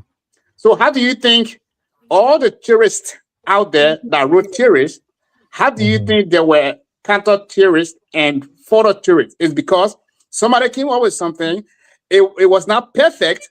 So somebody wrote something, for example, Sir Isaac's first law of motion, right? That first law of second. So we went back and forth. So I like that you brought that up because people think because it is a new idea, so they should just be pessimistic about it. Okay. Yeah. And this is what I always say, Brother Suarez says something that it's not only resonating with me because I'm on the show, but this is the mindset we want for Liberians to have. First thing he came on here, he asked for the document to get familiarized with it, right? A lot of Liberians, unfortunately, brother, we don't do that in our community. We don't just can't say XYZ here. Once they got in the ears of a Liberian or Liberians, they take what we just said, and obviously all of us, we're somehow, to some extent, educated. We know what oral history is. When somebody says something, the next person that taking it, they're never going to say it precisely the way the first person said it, right? So Liberians were used to the culture where we just want to hear something from somebody's mouth. We don't do our research. And not to give credence to our counterpart, but the Ghanaians, the Nigerians, you name it, the Kenyans, right? These people are just like us. So how come Liberians majority, when we hear something, we don't ask to do research or we don't ask questions. We just take and run with it. So I just wanted to share that so that you get it, that this is part of the problem we have, the bigger problem, because Liberians just want to talk about something that a lot of time they have no clue what it is they're talking about. But then when you go say and they say it was it, so we have to leave those practices. That's part of what keeping us backward, right? Because we just take things that are wrong with it, and then because you never heard of something or you don't know more about it, doesn't mean it will not work or doesn't mean it's not good. Now, if you feel that it's not good, granted, it's okay. But then tell me what you think will make it good. Yeah. Those are the kind of attitudes that I really wish and pray every day that Liberians, and I'm not saying this to say I'm perfect by any means, but the culture that I came from, the way I was trained, we don't all, Brother Suarez, if you say something that I'm going to come and criticize or speak against it, there's one or two things going to happen. First thing, I'll ask for clarification for where I don't get. Once that clarification is made and I understand where you're coming from, I will share with you what I think or what I know about what you're trying to do. And that's how it should be. It's called, the Liberian people can use it all the time, but they don't know how to practice it. We all can talk all the time. Constructive criticism. You know how many Liberians can use that word and they don't even use it? They say the word though, but they don't actually put it in action. So yeah, I just wanted to commend you for doing that, both of you. Thank you. Absolutely. It's the first time for everything, It doesn't, everything now, it started, it was the first time it started, somebody else had to, adapt to it. And they did it, what they call it, try and error, whatever you call it, they did it and it works, or it didn't work and it kind of modify it for it to get better. And from there, but because it just started, and you said, "Oh, because this is the first time, so it's not going to work." Where did you come up with that? I don't get it. But we're hoping and praying that everybody will have some kind of. But behind those thinking, we know deep down where some of those things come from, and that's what we're trying to get people's minds over it. In Liberia, everybody have their side, their support. But when it comes to something like that that's going to benefit the majority, I don't think that if DLDR go to Liberia to go do a project, it's going to say, "Oh, this is for only this people from this party. This people from this party. We stand for all Liberians.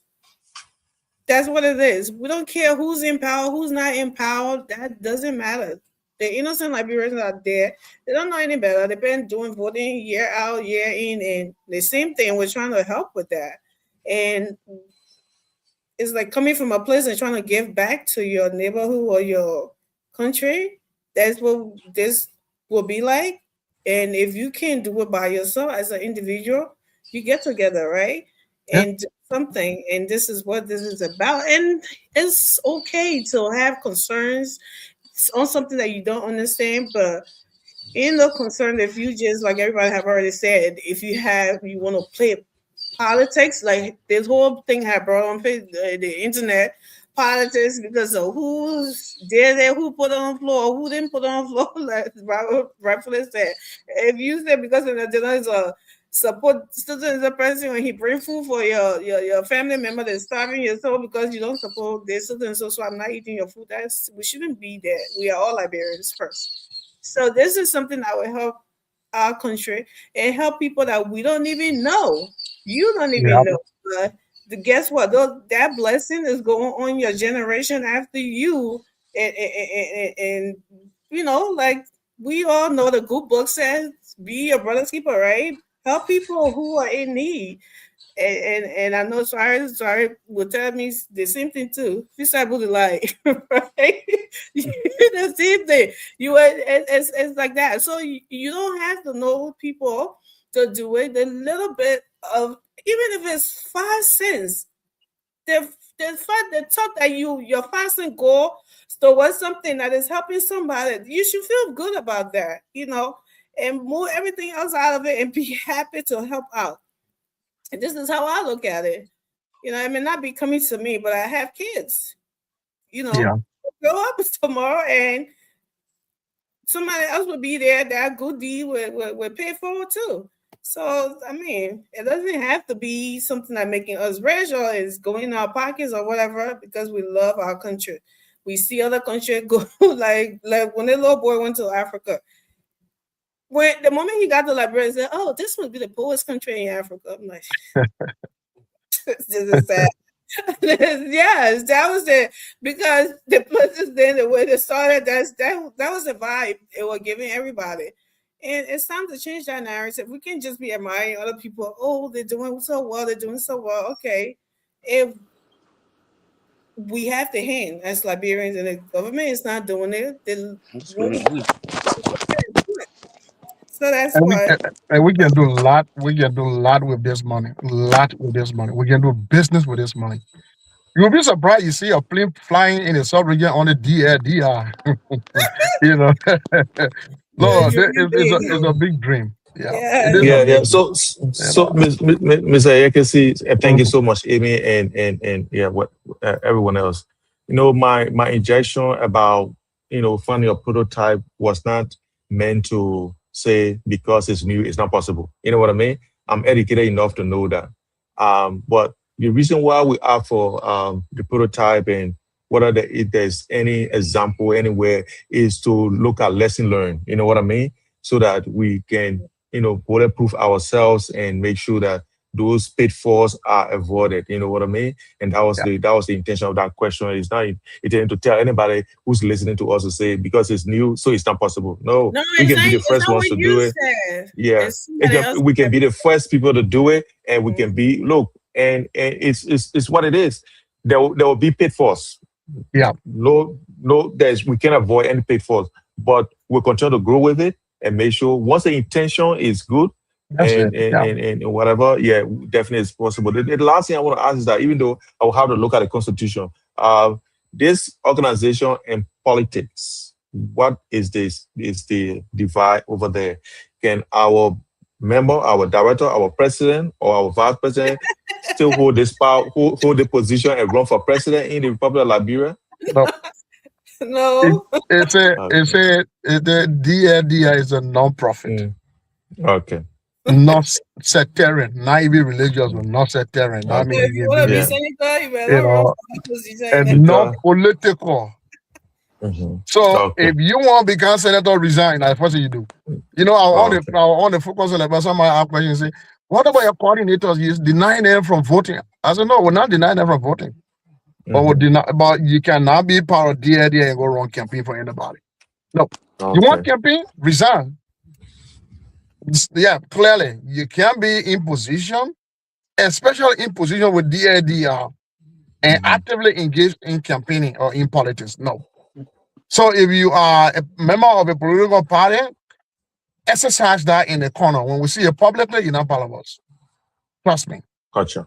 We will take the All job from you. Yeah. You can be Amy, you coordinator, listening? you can be the president. We want to strip you from your position. George is so serious. You say AB, you listen. We are not political. You want to be senator, you want to be representative, you resign. Amy, do you want to be representative? I just want to be Because that senator. match up Amy, there, you want to be over there, senator, you better resign now. I just want me. Look, thank you very much. Yeah. I think on the broad spectrum, I think my questions are answered. Thank you. Wish you guys all the best. We keep No, you're part of monitoring. us. And You gotta get on board. yeah, You no, gotta get on definitely. board. Yeah, definitely. I am on board. I'm on board. All And right. yeah, I will. Yeah, we'll continue to look at how it goes, and let's look at what the senator is going to do, and let's see how it goes. Thank you so much. I think that concludes my question. Yeah, the senator will pass it into law. The representative will also pass it into law, and the president will sign it. It's just a process they're going through right now. Right now, it's going through public comments. And the senators are all seeing the public comments. It's very overwhelming. Only few people who didn't understand it. But now, because we have carried on this massive public education, so a lot of people have, understood it that it's not the law. They have understood that it's not a tax, So those are the misconceptions. And also the next thing they have understood in Liberia is that when we send it, they have $50, they will still receive their $50. But what we're doing in the diaspora is when we send in our money, we will add one more dollar to that $50 to make it $51. So that when it goes to the recipient will still receive their $50. Yeah. So the people were not informed, so that's why they were complaining. But now we have provided the public education about this bill. We are off to explain that this bill, if it passes into law, and the money is collected, there are 3 signatories to the account. The president of DLDR, the treasurer of DLDR, and the chairman of the county diaspora board. So they will sign on to any money that is coming from the central bank. And then there will be an internal audit every year and also an external audit. We also encourage civil society organizations to audit our activity every year. And the government itself must audit our activity every year. So this money is a cream de la cream. Nobody will touch it. This money will be there to help develop Liberia. Yeah, so that's the transparency part of it.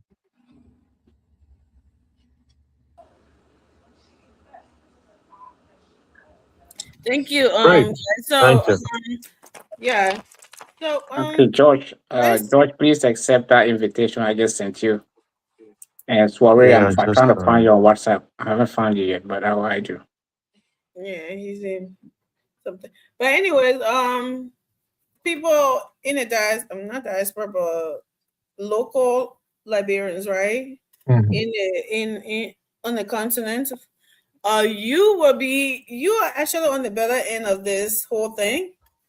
Then we in the diaspora, so no need to be jittery, not to come from off your low $50. Everything that we're planning to do, and we are advocating for is something that you're going to benefit from, mostly because you're the one on the ground, and it's just a way of back to help out because we know how we see what you guys go through while we're here. We can, sometimes we help. Once in a while, we see some sad little story on Facebook here and there, right? But how many times can we do that? Can we do that for everybody? Exactly. We can. Exactly. So this is like the better way to go about this. So you should be pushing down there to make sure this thing works because it's coming to you. It's coming to your little village. It's coming to your little town, your little city. Mama, territory people. Come on, it should also be something for that. You live in an ocean city. Maybe you need a little what is that thing that you do to stop the sea from coming eating you up? What is that? A little blanket thing?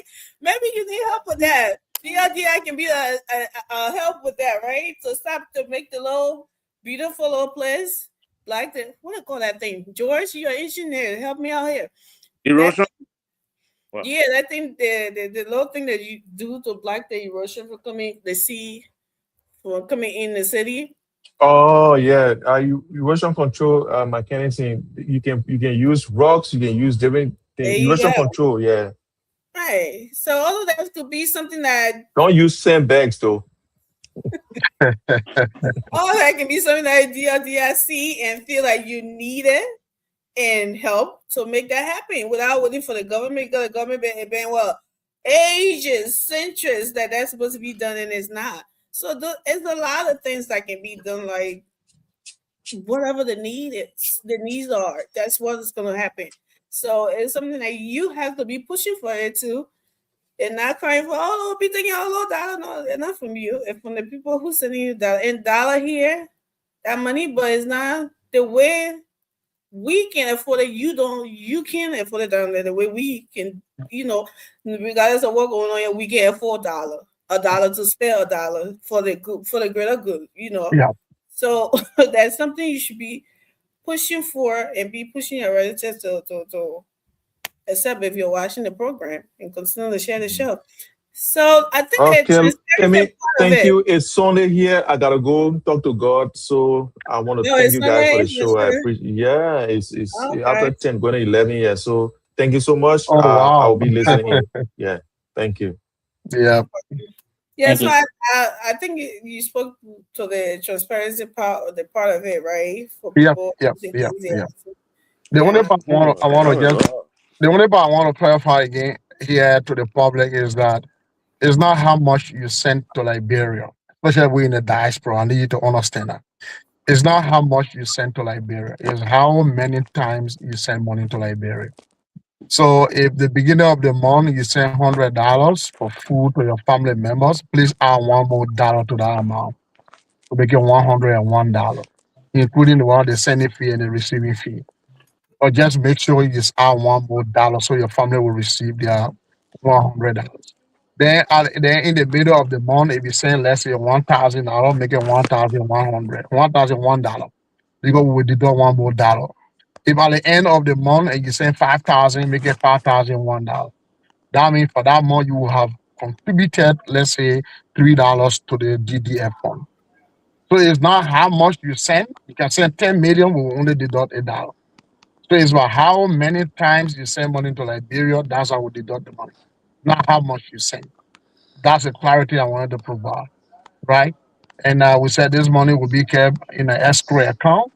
If there's any issue, we want to be our diaspora bank to transfer our money into that bank. But the government will not touch this money. Trust me, they won't touch your money, because if they do, then it means that the whole diaspora will look at it and they not mean business. Because if you can go get foreign aid in debt in the country and we're trying to help and you go take our money, then what government are you? Yeah, what government are you? Who are you then in the first place? Yeah. And Senator DeLong did not draft this bill. It only came to him because of his legislative duty.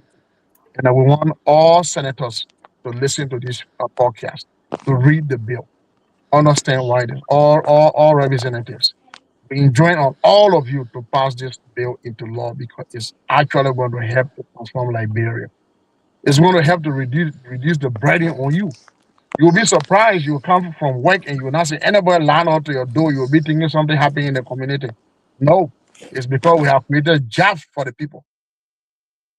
When we create jobs for them, you will not see them to your doors. No, they will not be to your doors. They will not be to your office. You see, sometimes some senators don't even want to enter their offices because people line up. People are sitting in their offices waiting for them. Yep. So we'll create jobs that they will not be at your office. They will not be at your houses. They will not be like you're going somewhere to even go somewhere. You see the line or your car. We will help to reduce that.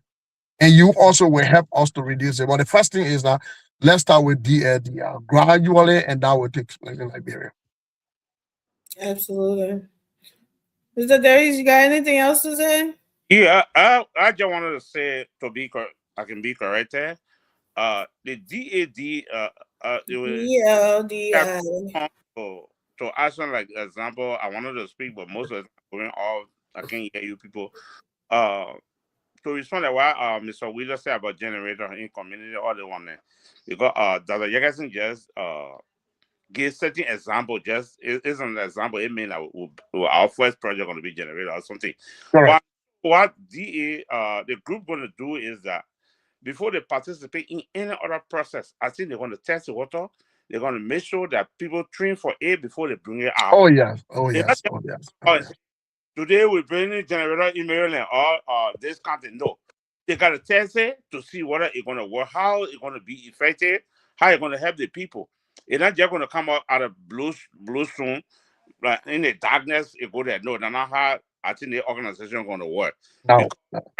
We got to get the trained manpower. We got to get people that are going to, like how you talk about maintenance services and whatsoever. People are going to be there already. We're going to do that. We're not going to be there the other group. Like example, they saw what they call the concern about where do we learn it at this group learn the idea from? We will be the best in the world. I'm from Liberia. Scientists can come to Liberia and invent something. Yeah. It's the process. Liberia will be the first. Other people could follow. And that only means we got to continue following people all the time. So this is a very good idea. I will encourage all Liberians to participate. Before this group, even say they will tell where they are being tested. We get the equipment, we get everything online before we go dig it where. We're not going to go there and say, well, the well one will say, I think we got the equipment for you. No, we got to make our engineer that employed to do this work. We got to make sure the people that sort of benefit out of them, we know the environment before we move into it. I think this is what most of the organization will be here for. They're going to test the water. They're not going to just go there and jump to be a failure. We don't want to be gone. Yeah. Thank you. Thank you, Mr. Davis. Thank you. We appreciate you. So yeah, Mr. Gay, anything? So that was it. No, that was it. Absolutely. Well stated by Brother Morris and Dr. Yakesim. So yeah, we just want to encourage everybody come with your ideas. I mean, and just to again re-emphasize, to remain or try to be optimistic about the future of Liberia. Stop going to all the things that are happening right now. Let's move away from that and move towards optimism, because we know what's going on the ground. We can see it. And that's part of the reason why we're coming up with these new ideas, things that will help to move our country forward. But if we're going to use the past or the existing situation as a default to develop the country, how is that possible? You cannot keep doing the same thing over and over, or you cannot be thinking the same thing. Like when somebody brings this new idea, you say, no, they're doing this. They bring new idea, you say, no, this is happening now. What is happening? Not only is it old, but it keeps happening. So how do we move from that spot? We have to be innovative. That's why they call here innovation. Maybe we can just say we got to be thinking whatever, but they call that innovation. So in other words, let's go ahead and go away. You gotta think differently. Yeah, you're right. And the thing I always have to say, there's no flaw on things. Everything, even the car, even the plane, you know, sometimes when I look at we human being, I don't know how God made us. You will watch a movie or you will watch a TV and you see a plane crash and people still line up at the airport to get in the plane to go. Because it's not how life is called. How life is. We gotta keep trying. You know, there used to be a lot of plane crashes before, but right now what happened? It reduced because we learned from our mistakes. So if there's any issue with DAD, we learn from it and move on. You know, we always amend. We always amend the law. That's it. Laws are not meant to be static. If we have issue, the people repeal the Roe versus Wade because they knew it was not serving. They repeal Jim Crow law because they know that law was not good. So anything that is not good, we can repeal it. If this is going to be a problem for us in the future, we can repeal it. We can either amend first It will do an amendment. It will know it's not working. We can review it. But looking at this initiative, looking at this idea, it's going to transform Liberia. I don't see anyone who going to bring corruption. If I going to be hard to corrupt, you don't lay out on the money. Right. That's the hope. The money is in the escrow account. The only risk is that the president, I mean, I don't call it for the government to go take the money. And if the government decide to do that, we'll take all our money and divert it to our diaspora bank. The government will not see our money anymore. And we'll be carrying on the development in Liberia. That is the only thing. But individuals will not see this money. No.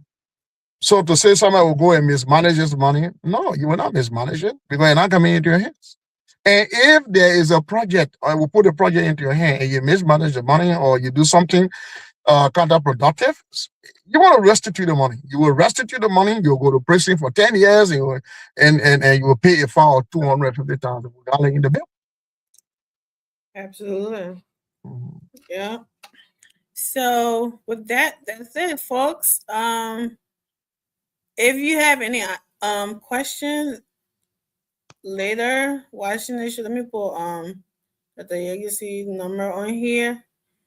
If you want to get added to the chat room, just put, I don't have get number up, so let me just put. Is that, yep, that's the number on the screen. Just call if you want your number to get added in the chat room. And like we said, I know I was watching you guys on one of the show and somebody felt like that privacy was being violated. How could you tell me that, you know, I am a part of it and I had no choice to, and I'm like, what? But no one's privacy is being violated here. Nobody got your social security. Nobody got your date of birth. Nobody got your surname, your resettlement, whatever it is, okay?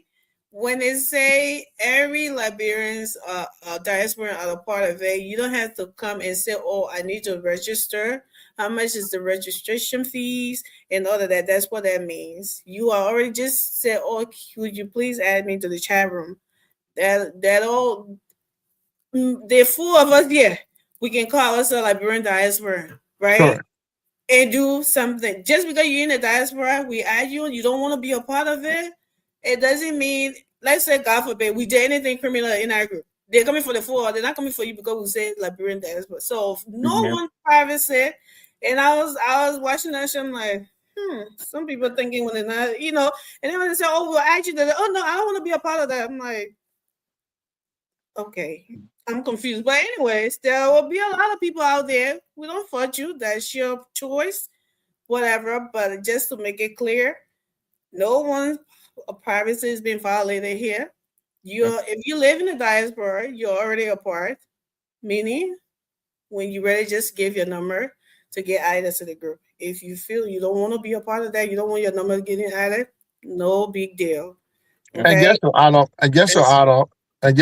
up, the only reason we say it is a non-membership driven organization, as Amy said, because you live in the diaspora. But listen, this law is going to be passed in Liberia. Liberia is one passing a law. And the law says anyone, whether you're Liberian or you're not Liberian, the law says anyone who remits money to that country. It's like Ghana. If you send your money to Ghana, US dollar, you send money to somebody in Ghana, the person will receive it in city. I went to Ghana, it happened to me. They sent us money in US and we got it in cities. And I went to Cape Verde, I had a USD, I went to buy. They said, no, you cannot use US to buy. You gotta be in Euro. When I did a conversion, I got less of my money. That's the law. Every country has a law. Yeah. So Liberia will pass a law. If you don't want to abide by the law, don't send money. The only reason we say you are a member of the organization, because you're making decisions about Liberia, you Liberians, not the foreigners who send money to Liberia. It is you Liberians in the diaspora. We are the one that make a decision about this money, not the Lebanese, not the Indians, even though we're still getting their money as the remit, but they're not making decisions. So that's why we say, come on board, come to our meeting, bring your suggestion. We didn't ask Lebanese to bring the suggestion. We didn't ask Indians. We didn't ask Americans. We didn't ask Canadians. We say, you come to our meeting to make decision about this money. So that's the point. That is the only reason you are a member, because you make a decision how to use the money.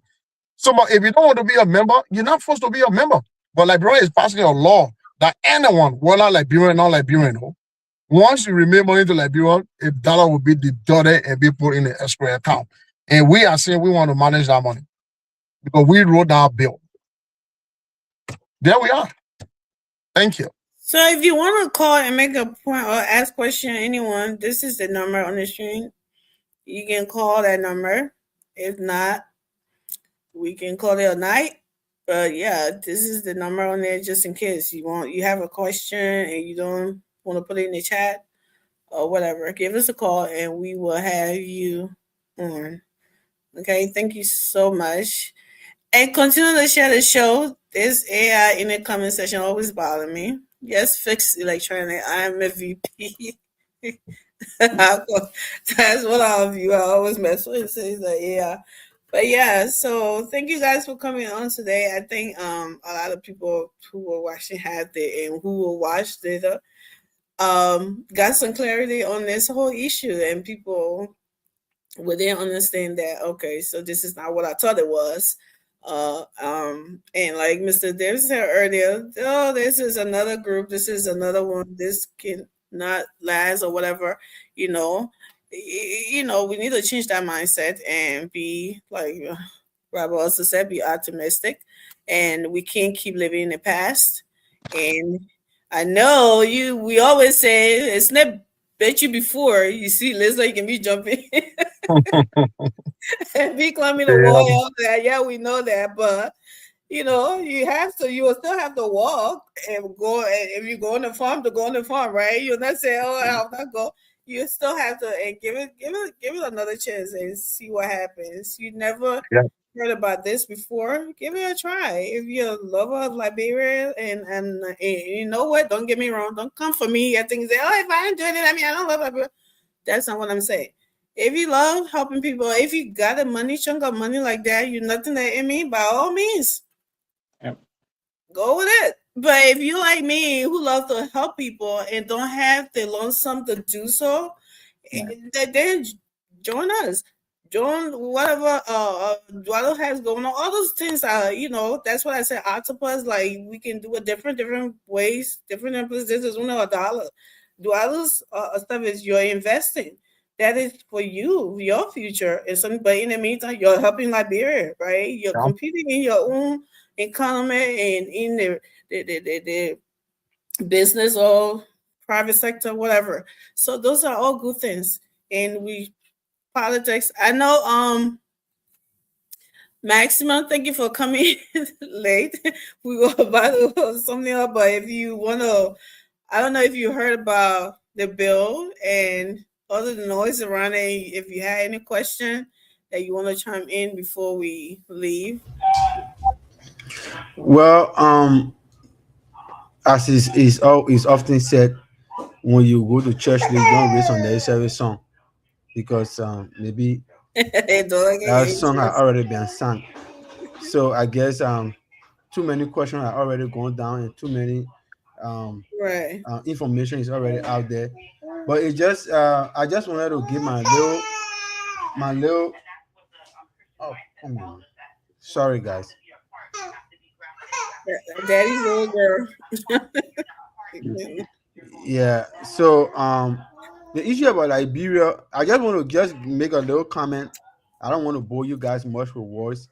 I've always said that if Liberia would be on a path that we wanted to be, it would not have to be only a national government that would do that. Yeah. It will have to come from the collective effort of people of interest, people who love the country, nationalism. How can we give back to our country? Because many of us, no matter what we do over here, no matter what our activities are, if we don't go back to our place of birth, if we don't go back to Liberia and actually invest in our country, it is meaningless. Because we know that the villages that money all came from, there are people there who are praying endlessly that you will make an impact. You will succeed here and make an impact, because that impact will not be individualized. It is something that will be holistic for the entire community. Like I've always shared a joke when my uncle came and got his doctorate, and my grandma was happy. They told her that your son came to America and got a doctorate degree. Your son is a doctor.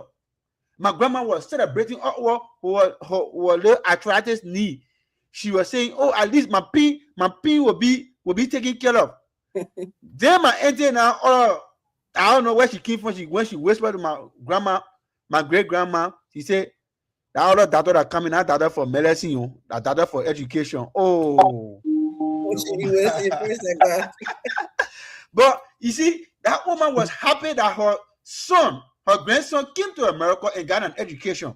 You see it?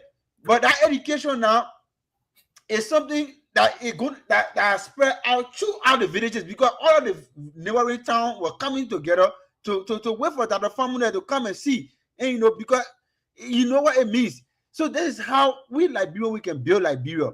And what little we can contribute.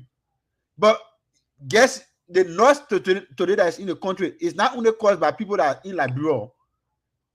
Vast majority of the noise that you're hearing today in the country is emanating from people in the diaspora. Yeah. And these unfortunately, these are the same people.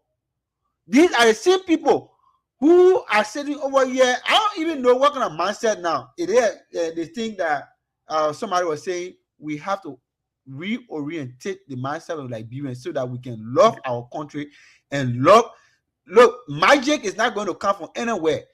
Today, last night we saw a video of PV City. They said they were cleaning the street. See the amount of dead out there. But go back again to there, go see the amount of dead. Who putting those dead on the street? Who doing that? Are they not Liberians? These are Liberians. And then tomorrow they say, "Oh, the government's supposed to do it." What part are you playing? What is your own part?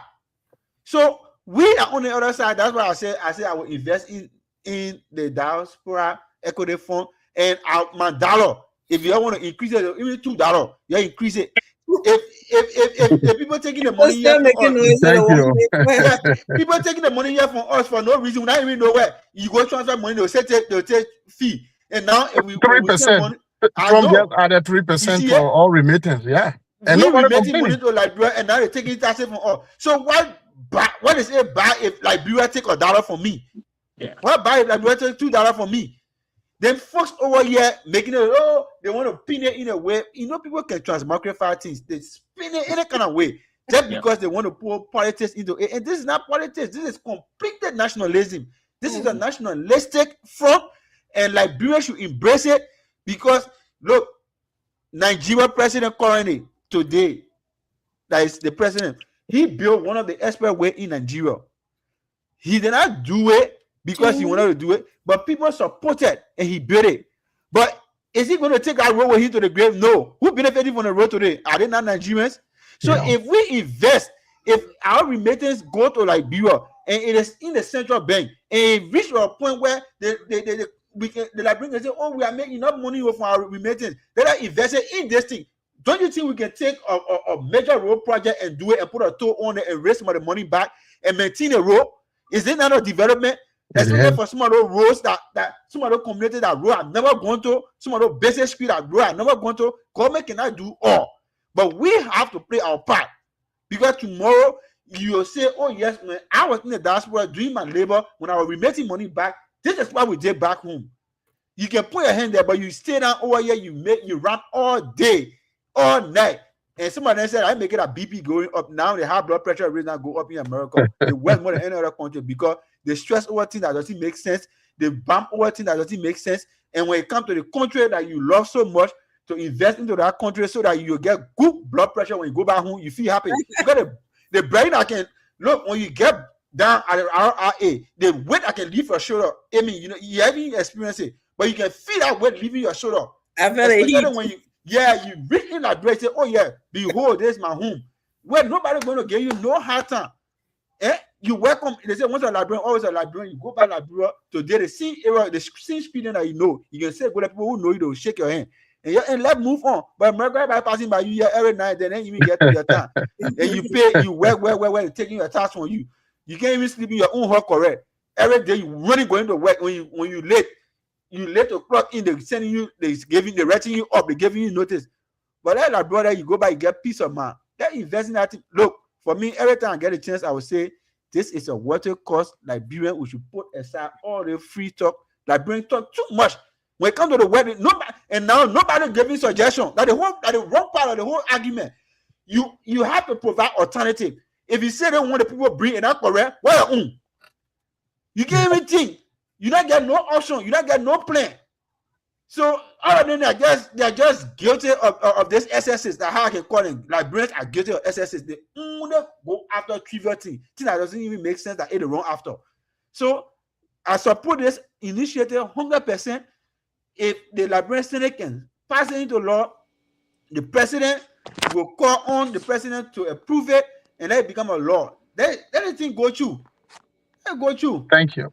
In the end, a Liberian benefit and nobody else, because the money we're getting here now, and then now our money going now, all the taxes are going on now. Any people taking, I don't know how many billion they sending to war, and when I war is going to, what we're getting from there. So that go to Liberian, man. Amy, thank you. No problem. Thank you, everyone. So I don't know if Pixie that trying to have a question or he just making statement. Mr. Derry and his LDC light, they're off and on.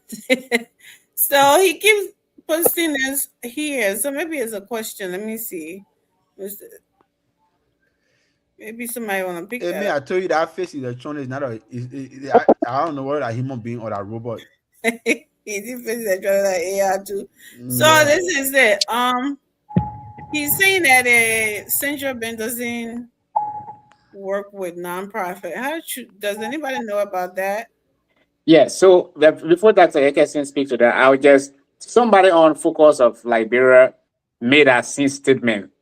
Little they did know, and this is one of the things.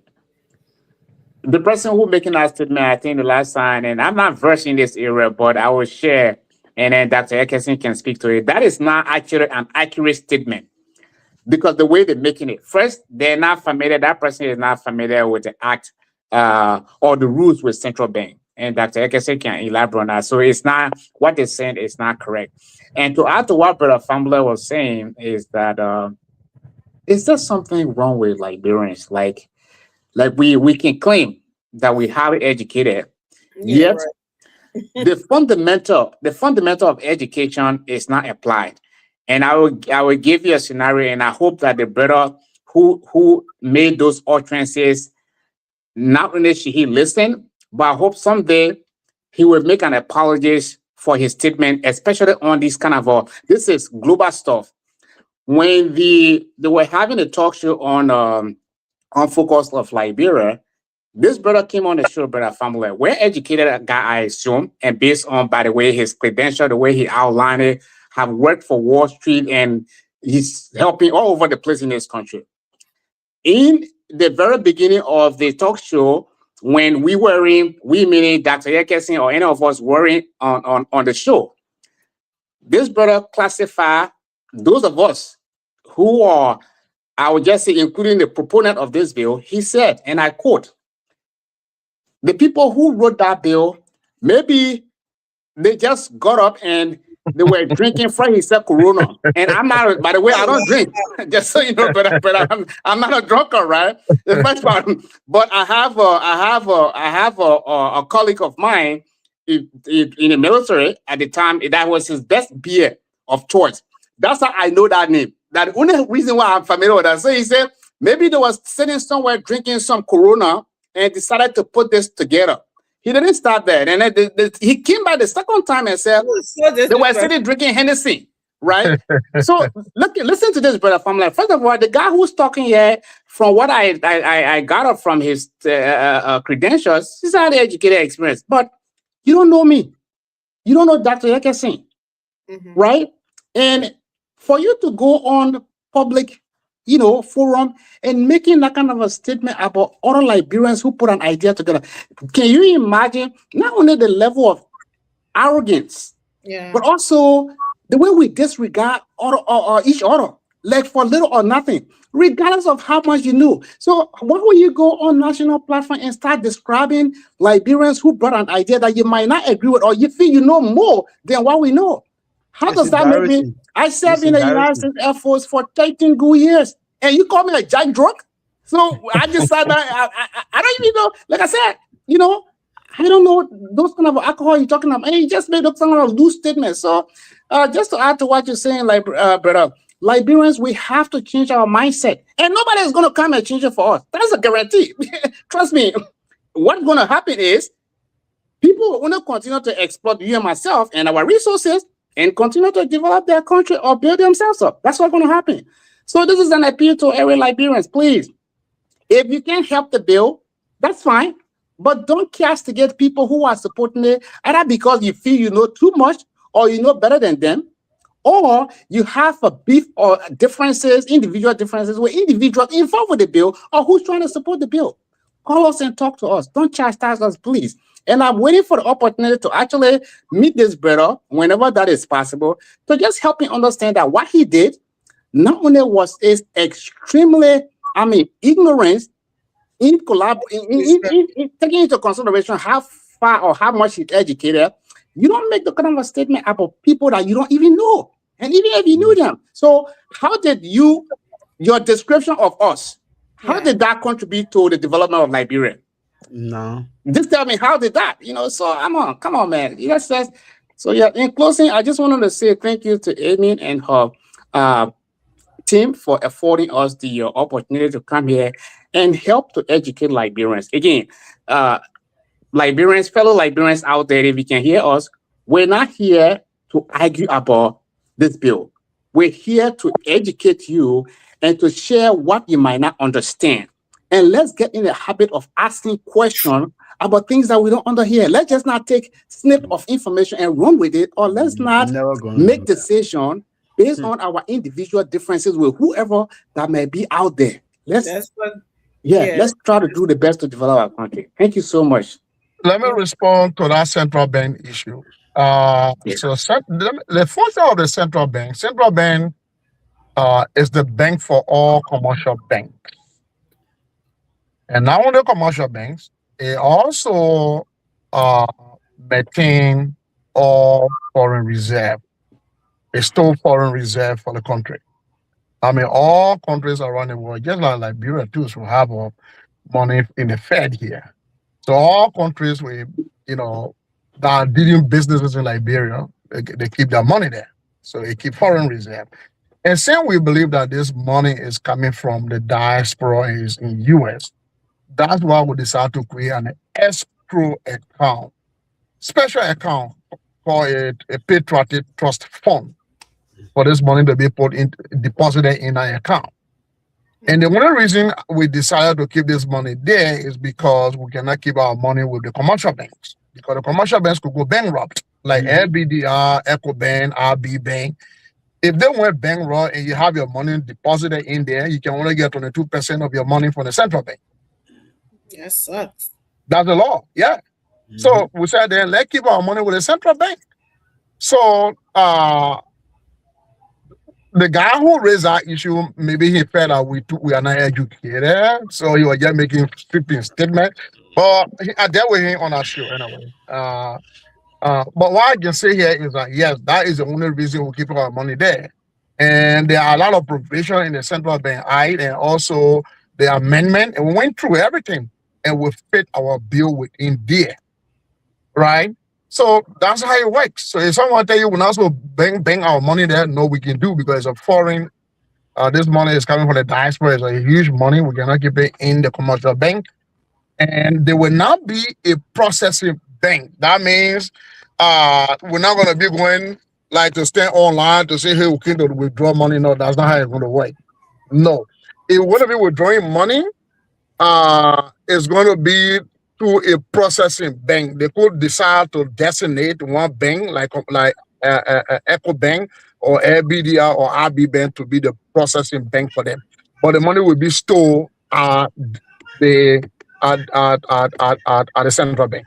So they do work with nonprofits. It doesn't matter It doesn't matter. It doesn't matter. The way Even with that any caution set, organization. that caution set is outlandish. I don't even know who even will in a red man will just think that people will just wake up without making that due diligence.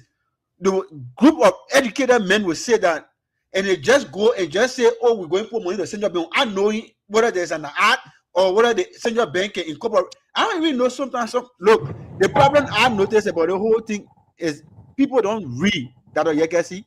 I was in a group chat having conversation, and one guy just came up. He said, "Oh, so that the new thing now you say that they don't over there committee I want."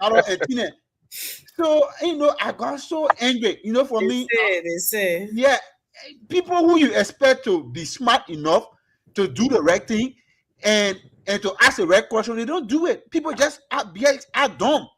Just ask dumb question, and just say anything that comes off their lips.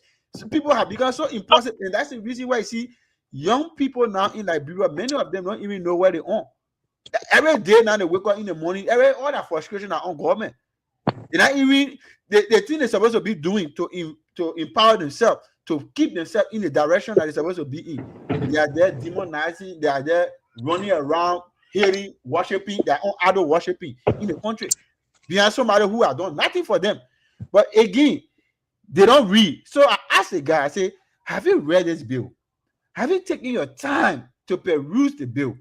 He said, oh no. I said, don't waste my time here. I don't waste this is paracetamol argument. If you have read this and you coming up and asking questions, then that means you have some level of information and you need clarity. But you from the way you sound, it clearly shows that you don't have any understanding and you just following the wind, like the everyday people who don't. That's how people can confuse people on the street. Say, oh, that man won't honor man you. They say, may not know the meaning of honor man. So that means he ready to go for it. So how it's looking, people are not reading. That bill is explicit. I took it from the group chat and sent it to that group chat. I said, go read your homework. When you finish reading the bill, come back. You can't argue. Say you got nothing to do. Go read the bill and come back. So that's where we are. People don't want to read. They will not read. They will get taught. They will not read. They will get taught. And Liberians are noted for talking loosely. They get talk. No fun, no back. Yeah. So we're here appealing to people now with a reader bill, and if you want your number to get added to that chat room, see that you will see everything else or know what's reading. Just go read. Read first. When you finish reading first, then you come back. You can't talk your thing you want to talk. Since nobody wants to, and I put a number on here first, let me put it back on there. Just text this number because I don't think I can add people. And with your number, and you get added on there, the number on the screen, and you get added onto, and you see everything else that's going on that's been talked about, the Constitution, everything in there that you can read for yourself. Okay. So that's it, folks. So thank you so much, and continue to share the show. So Dr. Yegesi and Robert, we say thank you for coming through. We're gonna let you guys go now. So I see Dr. Yegesi just came from out, and Robert's gonna base it too. So thank you all for joining us today. We really appreciate you. And anytime, like I said, this is DLD at home. Anytime. I know, right? I mean, like, what are we going to use to share the show? Do you have a link or something you're going to drop to use to share the show? Because I don't think I didn't see anything to share. When you have go on Facebook, because this is shared on the Liberian Watch News. Okay. So once you go on Facebook, you find this on YouTube. This screen, you can just share okay. it. Yeah, Famula, you gotta help me. Some of us old school, we just looking handsome, but we don't know social media. So help me. So I'll go on Facebook and do what? And look for the Liberian Watch News. Liberian Watch News. This is just like a platform that just share on other platforms. So we stream it on both platforms, on YouTube and Liberian Watch News. Watch News. Okay. Yeah, because I want to share as widely as possible. Okay, thank you, brother. Thanks for helping. I will share it. So yeah, Yeah. on YouTube and Facebook, it's Liberia Watch News. Okay, good. Yeah, okay. So hey, you guys have a good evening, and we'll talk to you later. Yeah. Right. You Always too. come Thank you back so anytime, much. Have a anytime, good man. evening, brother family. Anytime. Bye bye. All right. Thank you so much, man. So yeah, so formula, here we are. Where is Mr. Davis? The day was sleeping, man. That man go sleep small. That man, I Oh, know he he get. was. Oh, That okay. man, I know he get African trypanosomiasis. That man, he get be sleeping all day. You yes about Mr. Davis. That man So get they don't African get sleeping you. sickness. So yeah, so we that was it. So I wanted George to be here, but he said he had to go to church, right? We started to talk about this noise on Facebook, right? About the post that this boy made. We're feeling well. DLD, I will come back to our regular show. Okay. That about former President we are you know, and everybody going wild about it.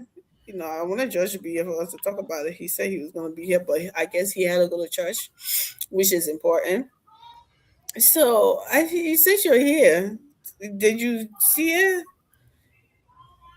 Yeah, I you know, the wind is always blowing. So Lord. you're always gonna see that. And many a times, if I think this entire Hoodoo battle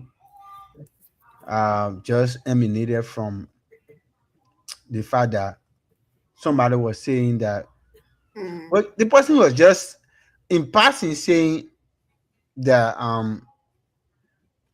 this thing, everything, in fact, everything started from the former youth and sport minister when he appeared on Spoon Talk, D. Zoga Wilson, when he said that their administration, especially they who were former soccer players and including the president, they failed the country sport wise, you know, and they could have done more for sport since he's the president coming from that background, but they did not do well. They failed. He acknowledged that, and you saw how sedition descended on him.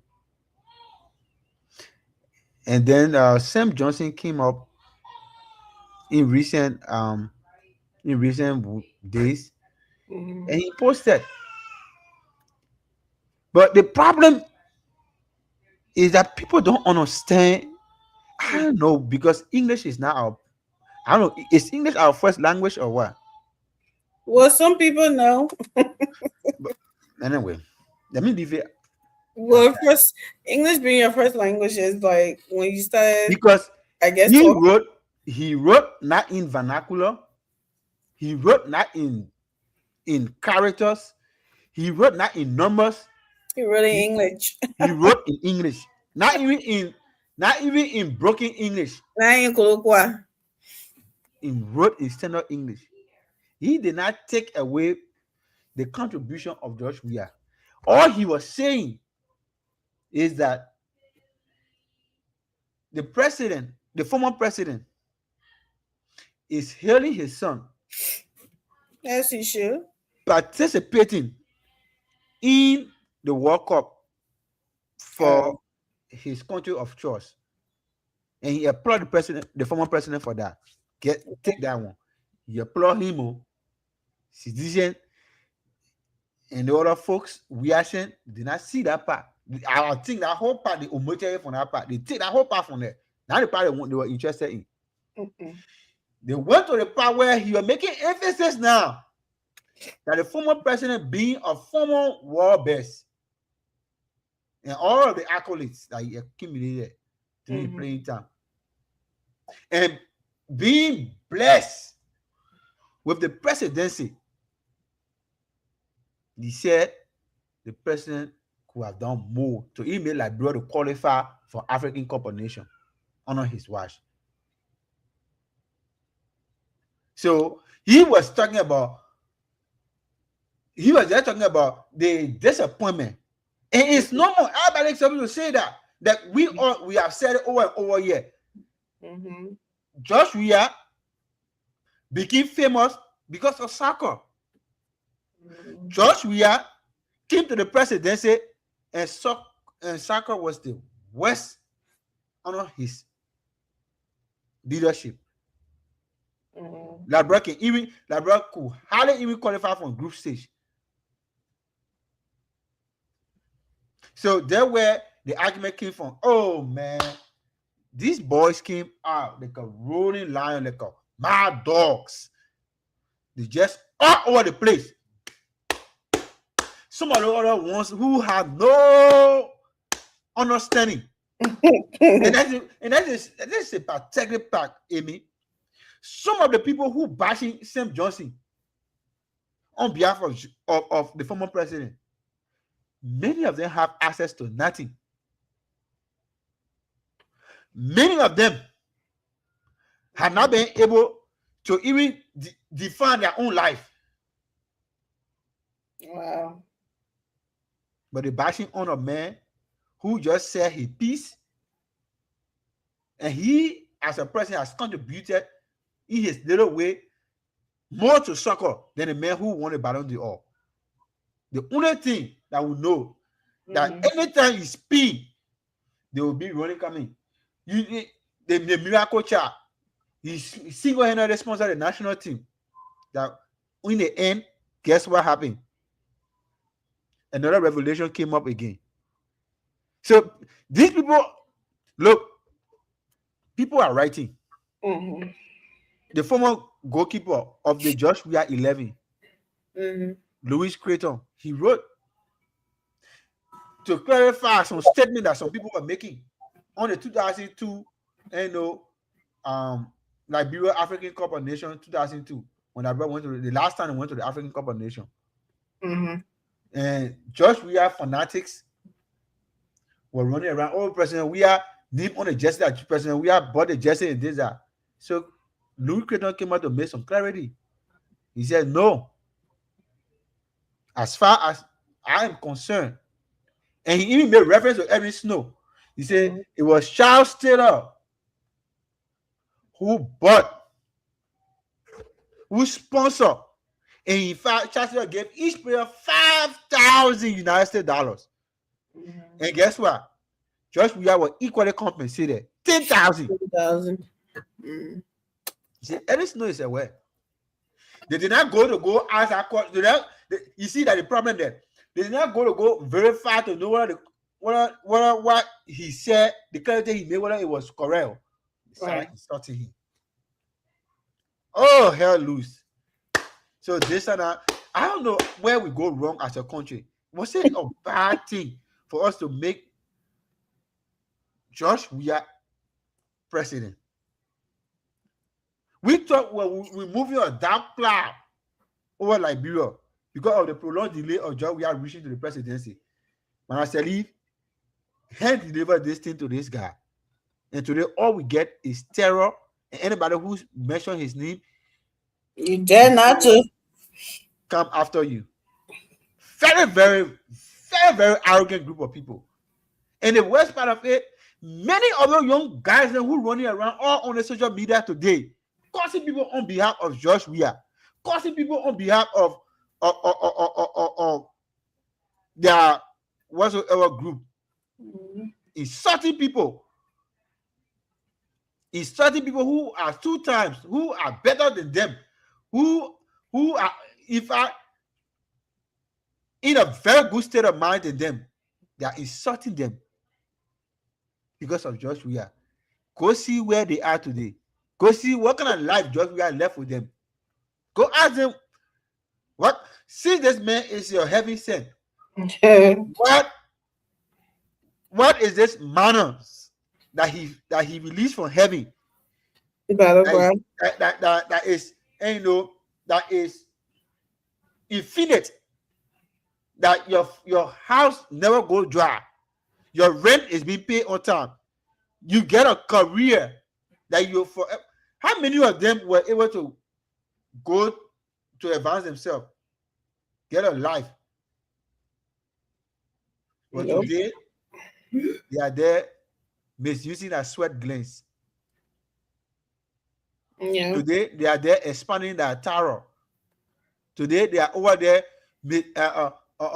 chanting battle cry, sweating profusely, making unnecessary song, and they have nothing else to look forward to. It's just to instigate violence. So you see the culture that this our CDC administration have bring in our country. Liberia was an intellectual country. People used to articulate issues. People used to debate the issue. People used to scrupulously and meticulously discuss issues with logic and tolerance. But today, you have a bunch of young people who cannot even conjugate properly. But they are all on social media insulting other people. They are not even preferring anything that makes sense apart from invective. That is only the thing they do, and they are very aggressive. Imagine for somebody to get wake up, you think it's normal, or young men like you that are not even reach 35, that are not even reach 40. You can get called a 82-year-old man, which is the president of the country. You think that person, when you look at that person, correct, that person need evaluation. Anybody who can look at an elderly person, let's put the whole politics being in one side. Anybody, even some of them, their parents have not even reached the age of President Baka. Their parents did not even live up to that time. Some of their parents live in misery and destitution. They not even put a foundation down for them. So instead of them coming now and saying, "Oh, let's pray that we will have a better life. We'll have access to things that will improve our life, so we cannot live the life of our fathers." But instead, they are turning this thing into a bitterness cycle, a bitterness cycle, and they are just insulting anybody. They insulting because if you insult the president, that means you insult the country. So that's why they say an unexamined life does not worth living. You not examine your left. That left you're using that. That's why we say that left. All of them they were living like they're useless left. They Well, add nothing to it. Someone they'll make this argument like, "Oh, well, President Weah was insulted, so you didn't know then." I mean, what do you say? You got everything that is President Weah. It happened to President Weah. President Weah did this. Did you look at the caliber of people that insulted President Weah? Did the Unity Party actually win? Did the Unity Party actually win election based on insult? Let's look at it carefully. People say the propaganda. CDC Corp, they don't know the difference between propaganda and lies. CDC say all are lies. But the Unity Party was unearthing all of the weaknesses and the excesses of CDC, of the President Weah administration.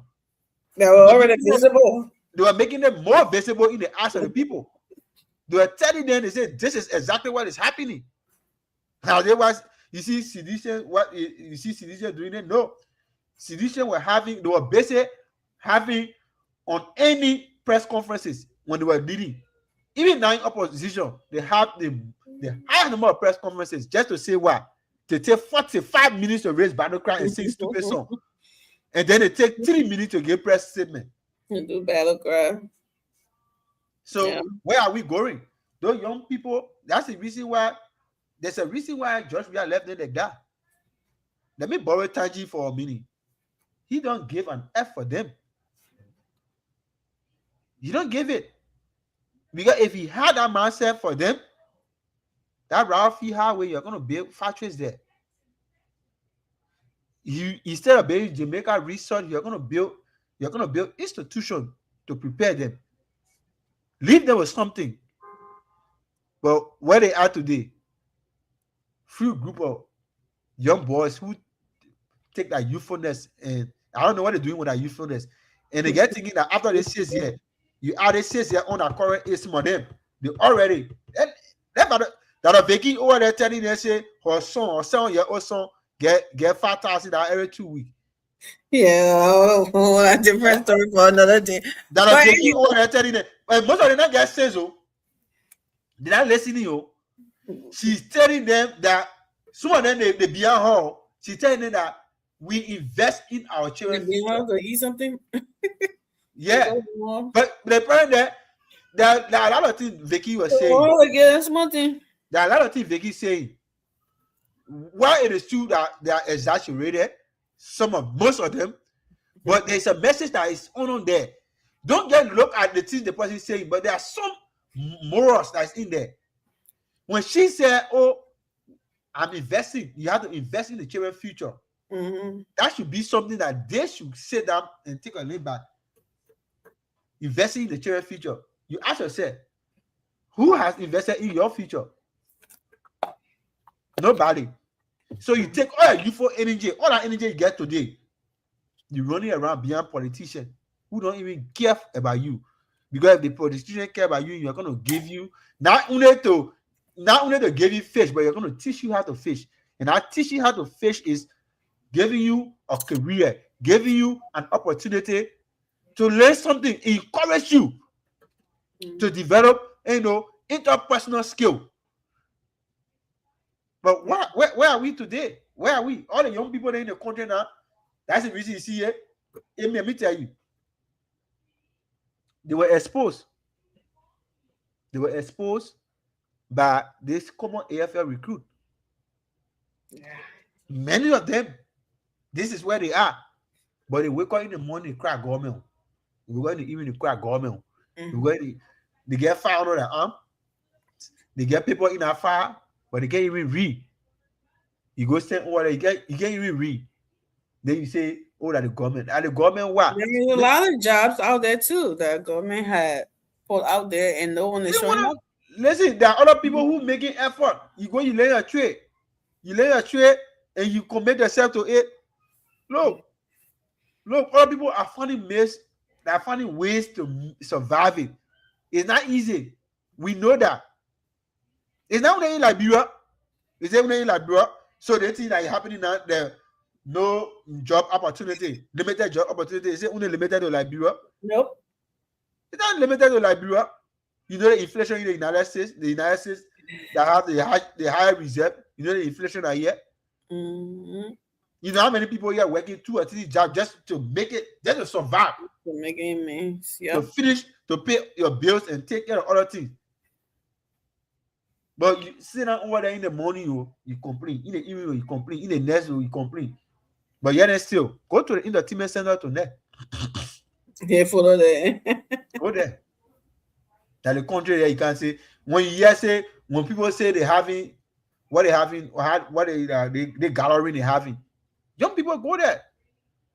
You know, the thing you have to pray for to have a stable country. Like we always pray for President Bagari to succeed, and he has shown to the Liberian people that he have an intention for the country. That's presidency there. Why is it that the man who was there was a young man that all we look up to him? Why is it that when he was there singing song every time, putting on new album? He free now. He ain't free. He passing around now. Then he going to the studio. Why is he not going to the studio? Yeah. So like people that mumu now. I guess you saw for those young guys then. You in your 30s. You know, Vicky son 7 years old boy getting 10K every month. They say that why they be running around. Behind politicians when they go sing behind somebody who steal from the country. You go see the girl 500. I say your share money. Say everybody take 20 that. 30 that you think I paying them money. Like good president, like good man.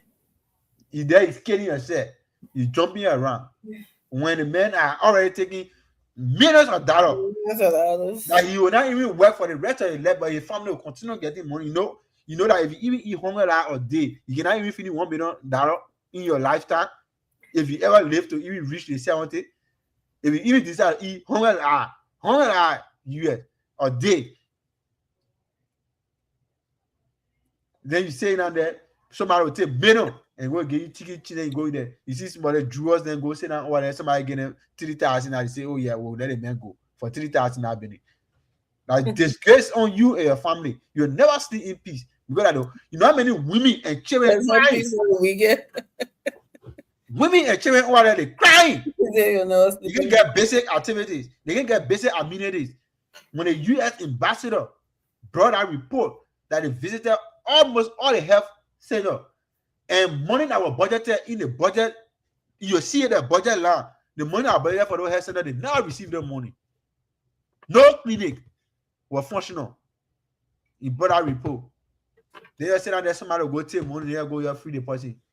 They have finish can say, oh, the government corrupt, the other person steal, but so they get the other person say, oh, our thief, our thief.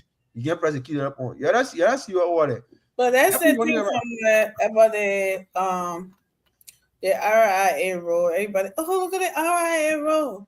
They said they didn't do nothing. There's something that they stop. Even though there's numerous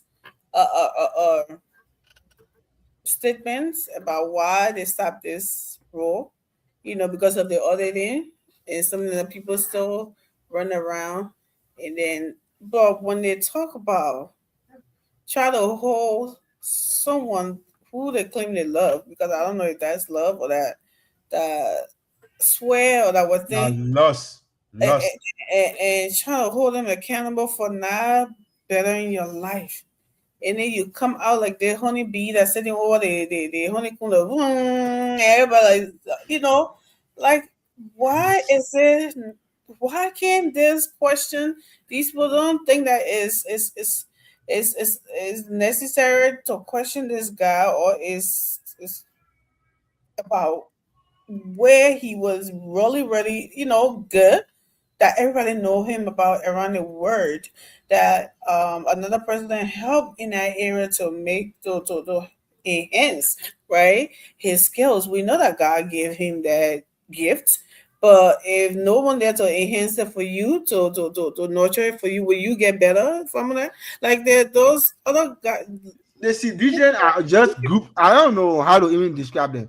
They should be saying thank you to the late Samuel Kanyado family, because it was the Samuel Kanyado who invested in the career today that they're running around and want to kill people for.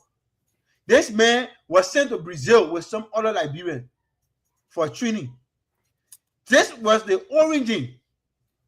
This was the origin of Rias and success.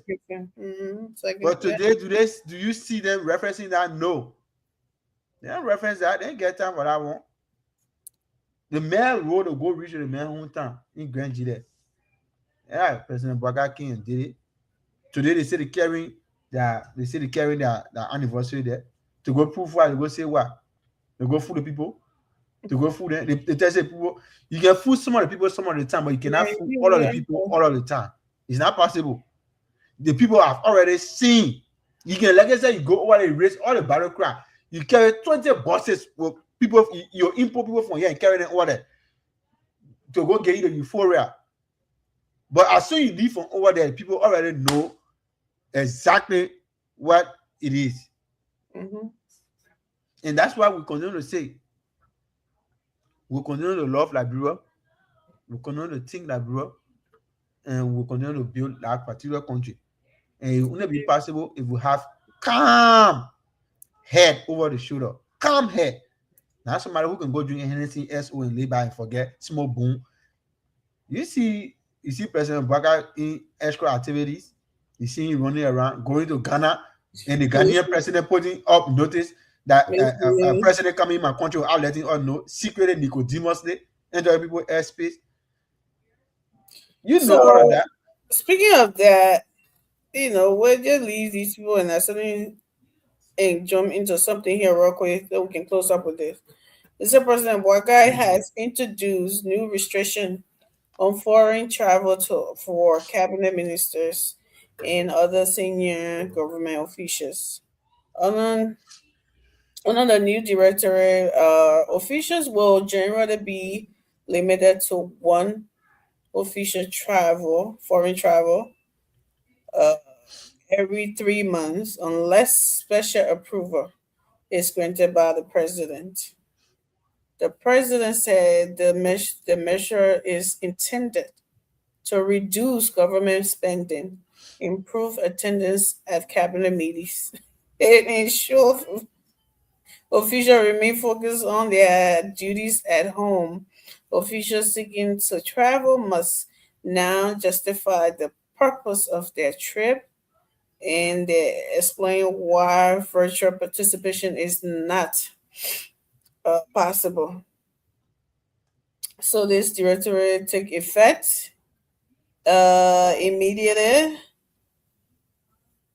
Take immediate effect as part of the government effort to promote accountability and what the accountability and the responsible use of public resources. Everybody ain't talking about formula. I mean, what are we seeing here? Is what guy restricting people from traveling? And do you think that the last cabinet meeting, which was it Thursday or Wednesday, was it empty? I mean, what prompted this a decision? President Baka is just a president that listens. And remember, he's not only president for the ruling establishment, he's also the president for the opposition and everybody. And everybody, he listens to everybody, irrespective of the jobs and whatsoever the opposition throw at him. He's a deacon. And the excesses that some of these officials of government carry, some of them are just irrelevant. Because some people just want to travel for travel's sake. Every little conference they want to go. So now the president is even saying, we are in a global village now. If the conference can be transmitted via Zoom or whatsoever Google meeting, if it is possible for you to attend that conference on Zoom or Google meeting, will use that option if the option is available, because sometimes these options are available, but people still want to go in person. So now they're going to scream loud now to know what is the benefit that particular trip is going to bring to the country. So we have to minimize, and it also helps to cut down the foreign travel, spending. And it cut down spending. Because they do get pardons and stuff then when they travel. Yeah, the minister want to go for a conference. Minister say, oh, okay, the ministry can buy a plane ticket, you can get a pardon, book your hotel. Then sometimes people are very, very, are very, very dangerous. Some of them will go, they get family already make an arrangement. Oh, are we sleeping by a place? So that hotel man, they quasi. Then the person go for the conference, the person come back, what are you going to ask them? Listen, President Baka is on the right direction, and that bro is on the train. He's actually on the track now. The president is actually on the track. A race car. Today, they wanted to ban our eyes. So we couldn't know that the AI yellow machine the final batch are already learned. Oh. Let me do my closing now, because Mira giving she over there now. The yellow machine. They call the man yellow machine. The president is a yellow machine president. Yes. Final batches. Learned. Remove them. What, today? Yeah, to Camp Warwood. They took it from the Freeport today. They take them over there. Okay. The countries, look, the country will be open, Amy. And that's why we're praying. As soon as they still develop, the compact development is already, I think it's at another stage, because I listen to the US. One compact, they can't get. My man, for America to get you that 250 million a play. They're making people exhausted now with it, man. That money, that's more money, that's more thing gotta go around. So I'm happy that they're developing the compact, they're working, because they gotta work along with the World Bank and all the partners, everybody gotta work together. And thank God they have resolved that whatsoever that they get from the compact, will put it towards energy. Because if there's one thing President Baka must succeed on in his first term of his administration, he should be able to improve energy security, to raise it up to at least 75% energy. So if we get that money and invest it in You're there, in a poor hard time. Yeah. so we'll minimize our, our dependence on CSG land coming from Ivory Coast and Guinea and other places. We'll minimize that. If we import 10% current, it's okay. But if you generate more current from home, it's better. It help the country. Are we talking about the 2 dams that is being built? Mini dam. The building one in Lofa, the building one in Sano. I think Sano or Grand Crew or Grand G, somewhere around there. Well, what regions are that's this Southeast. Southeast and what? Well, where is Southeast. Lofa? Lofa is all the way. I think Lofa is all the way in the west. north. No, because Cape is in the west. I think Lofa is all the way in the north. Yeah, Lofa is in the north, around northwestern region. Yeah, Lofa. So you have those 2 minutes down they are building, and then on top of that, the European Union is helping Liberia immensely with solar farms. Okay. You know, they're going to put one on the RRA highway.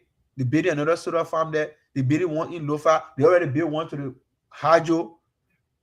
So they improving this, and now they get all the mini sort of installation now. They carry it to Sano. They get some installation in Sano.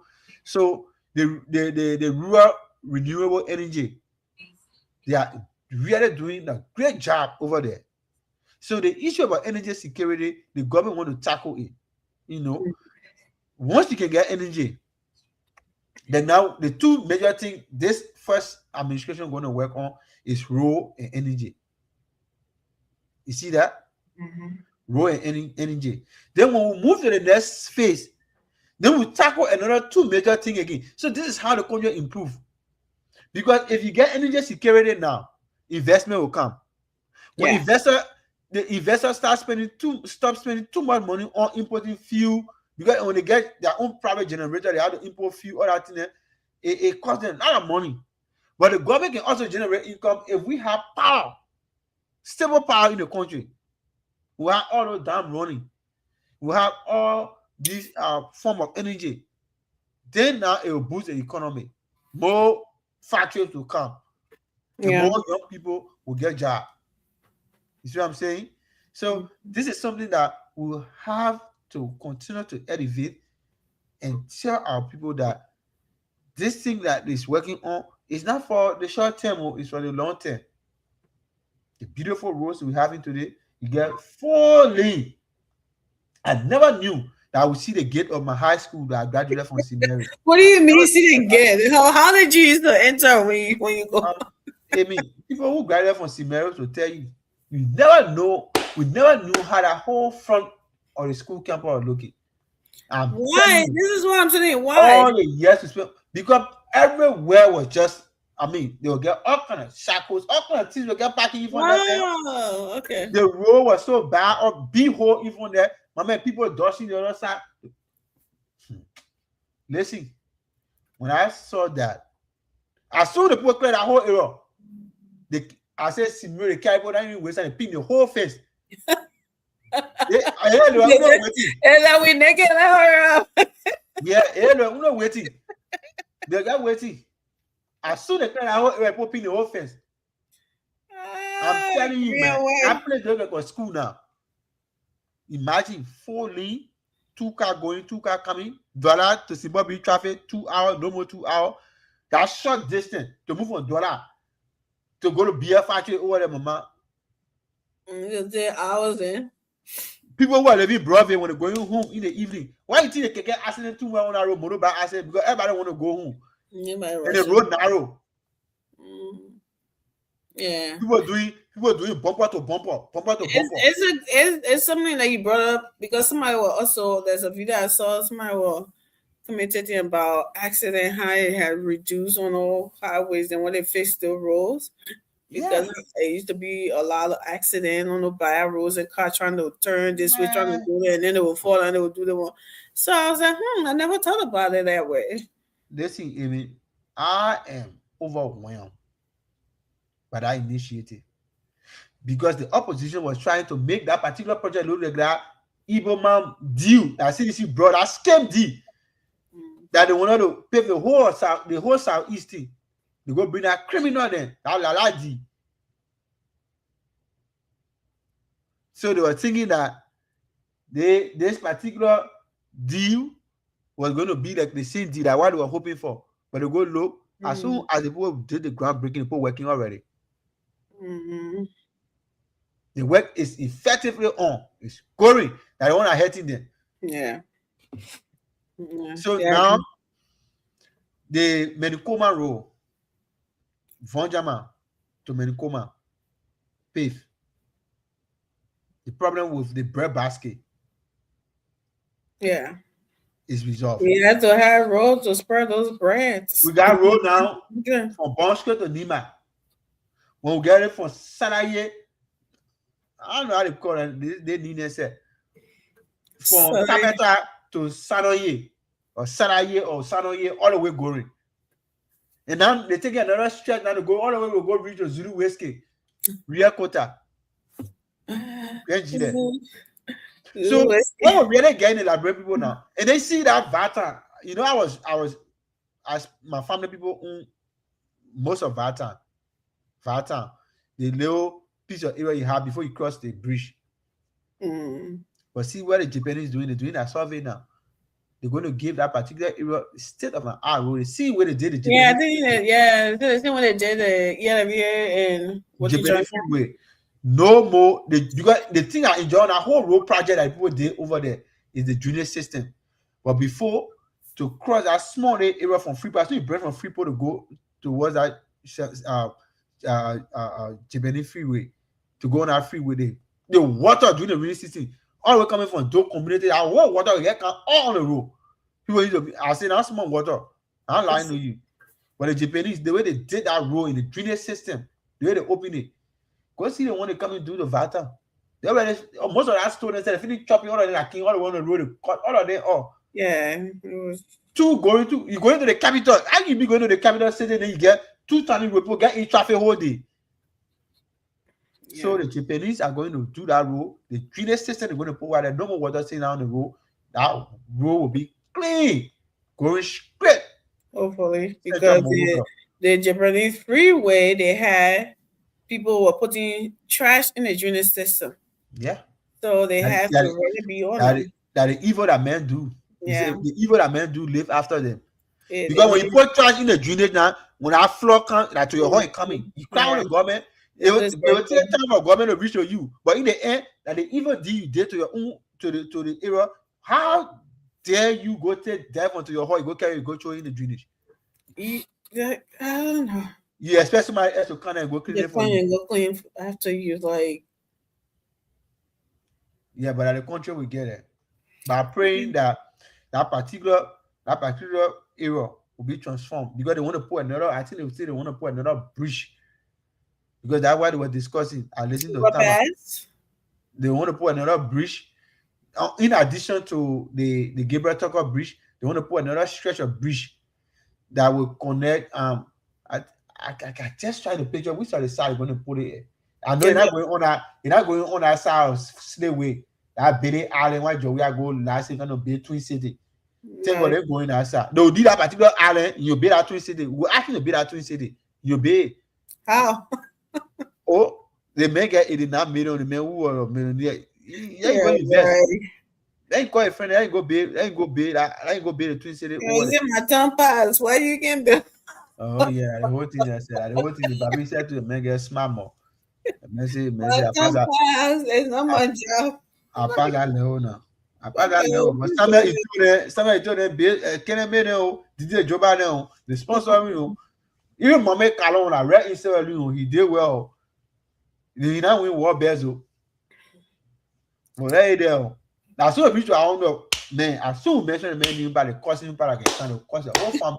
I tell my people, they say, they put themselves because they said, I didn't want to see them. I said, I life that you want. If that man who insulting you, if you go back to even insulting, that means you say you get some problem. Well, I can be people in buses. Yeah. You threatening people, you causing somebody because of Joe. What we are there for you? And why he even do it for you? Nobody must say anything. You get mentioned the Or you man. be laughing at them. And like, type of country you want us to, for us to continue to live in.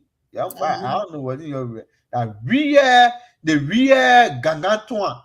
I don't know how they call it. What I got who can raise that battle cry, that man on battle cry. Gangan, I don't even know. You That mean new Basa? that my soup brother who go raise that man on battle cry. So Gangan, I don't know what the ball to the other people. I don't know.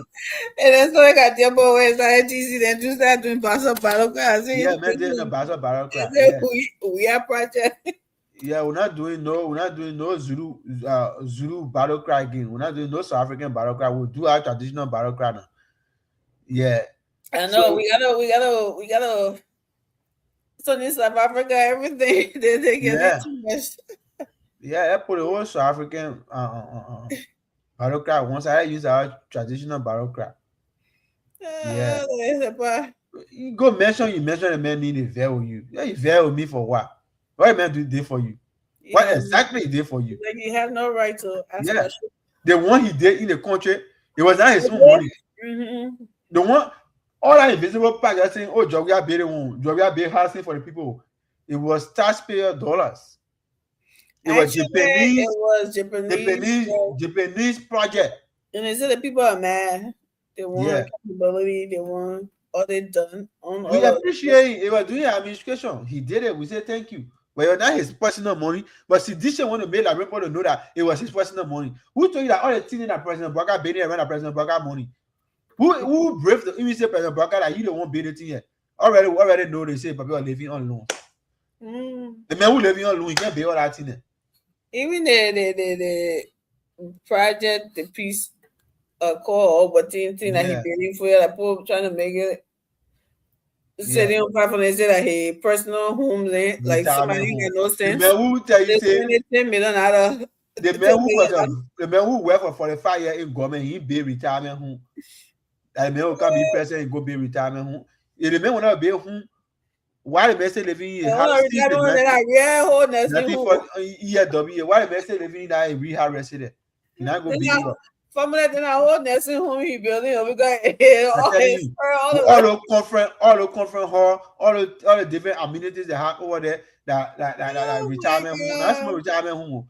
And you see the land, everything in the people back. Go be running around. I got looking for all the old folks from like brother go live with him or what? They carry all that. All the kissy people they go why go be the Loma people they go why go be singing in Loma and kissing. The retirement that's small retirement. Better go look for something to do with your life because the first thing I always tell you is you're supposed to be angry with yourself.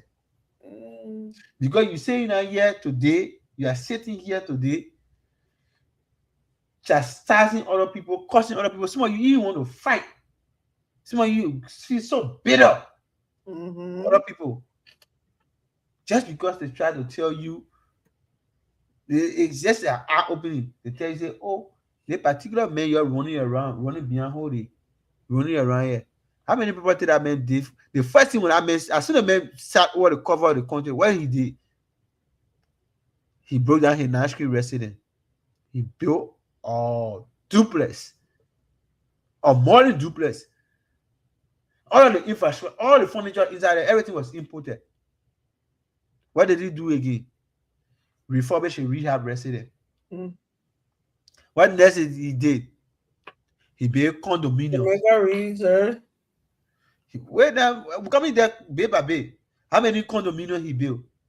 Some of you don't even have sleeping place. You don't have you stay sleeping when rain falling, get top on your chest. But he get all the condominium and over there. I'm telling you. Was that top on your chest why you lay down when rain falling? Yeah. Rain falling. Some people get pat in their hand, get to sleep. Yeah, man. It's not funny, it's just the way you say that. Then what if the top get full? Why you laying there? My dear, you don't want for the water to wet your mattress because you're not sure that sun will shine tomorrow. Oh my God. Then you sit down over there when somebody say, hey, you vest.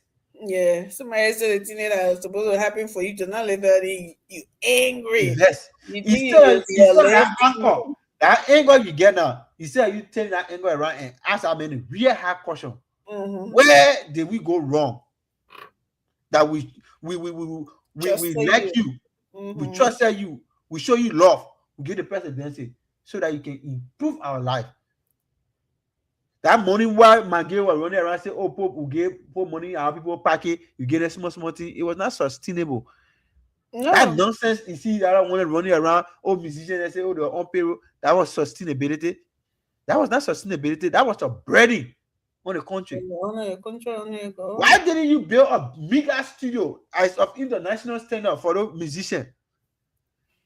Why didn't you do that? Also now they're still struggling for that work, for that musician to get out of music can never cross look at 2. It can never even cross the Port Bridge. It can't even cross people Sonic district. It get right over there in our country. You Yeah, cannot do get that. somebody 1,000 or 2,000. That big. All those heavy boys in our over there racing unnecessary battle cry. If you are invested in some kind of cassava processing plant, where they go to you carry them on the feed, they go deep cassava, and they carry over there, they process it, and they process it into fine products, make fufu, make gari, and you sell it and you share the proceeds of money. It's sustainable. What did you do? Why didn't you build soccer academy for some of those children who admire you so much that they want to go through the same rank and file so that they can develop and you can unearth that hidden talent and bring them to the path and push them internationally? They have President Do Tokyo and send you and other people send you to Brazil. You're supposed to use your contact. Say you have contact in France. France is one of the leading developer of soccer.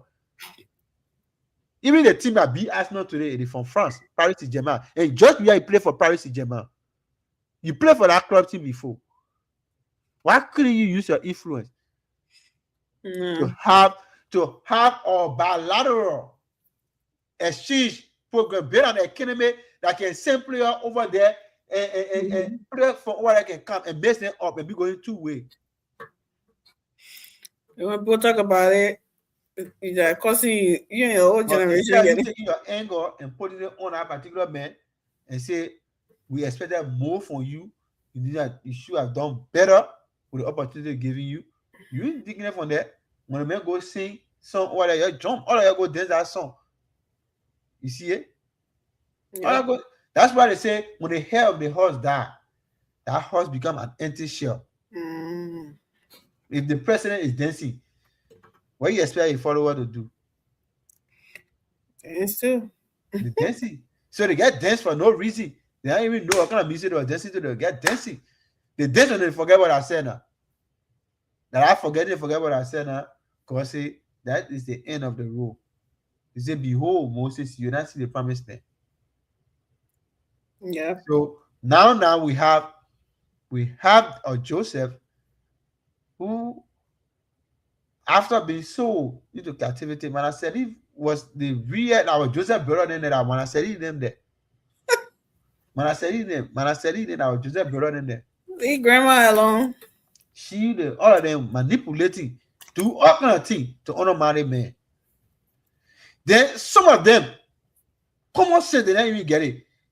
They are leader, you can call back, go sit down and go ask the president, why you take $50,000 for go give to accident victim. People die in that kind of a gruesome thing. That time when you go ask somebody why you take $50,000 for.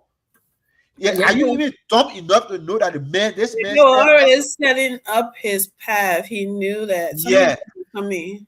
For a man who served as a 12 freaking years as a vice president, and all of those years his office has more than $1 million as a vice president.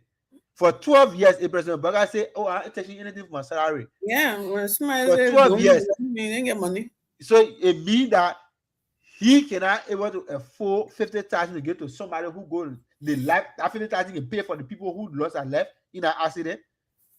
Then you wake up, you can bring this outlandish and ridiculous thing just so you can. They were looking for where to start. Like what? Yeah. How to start?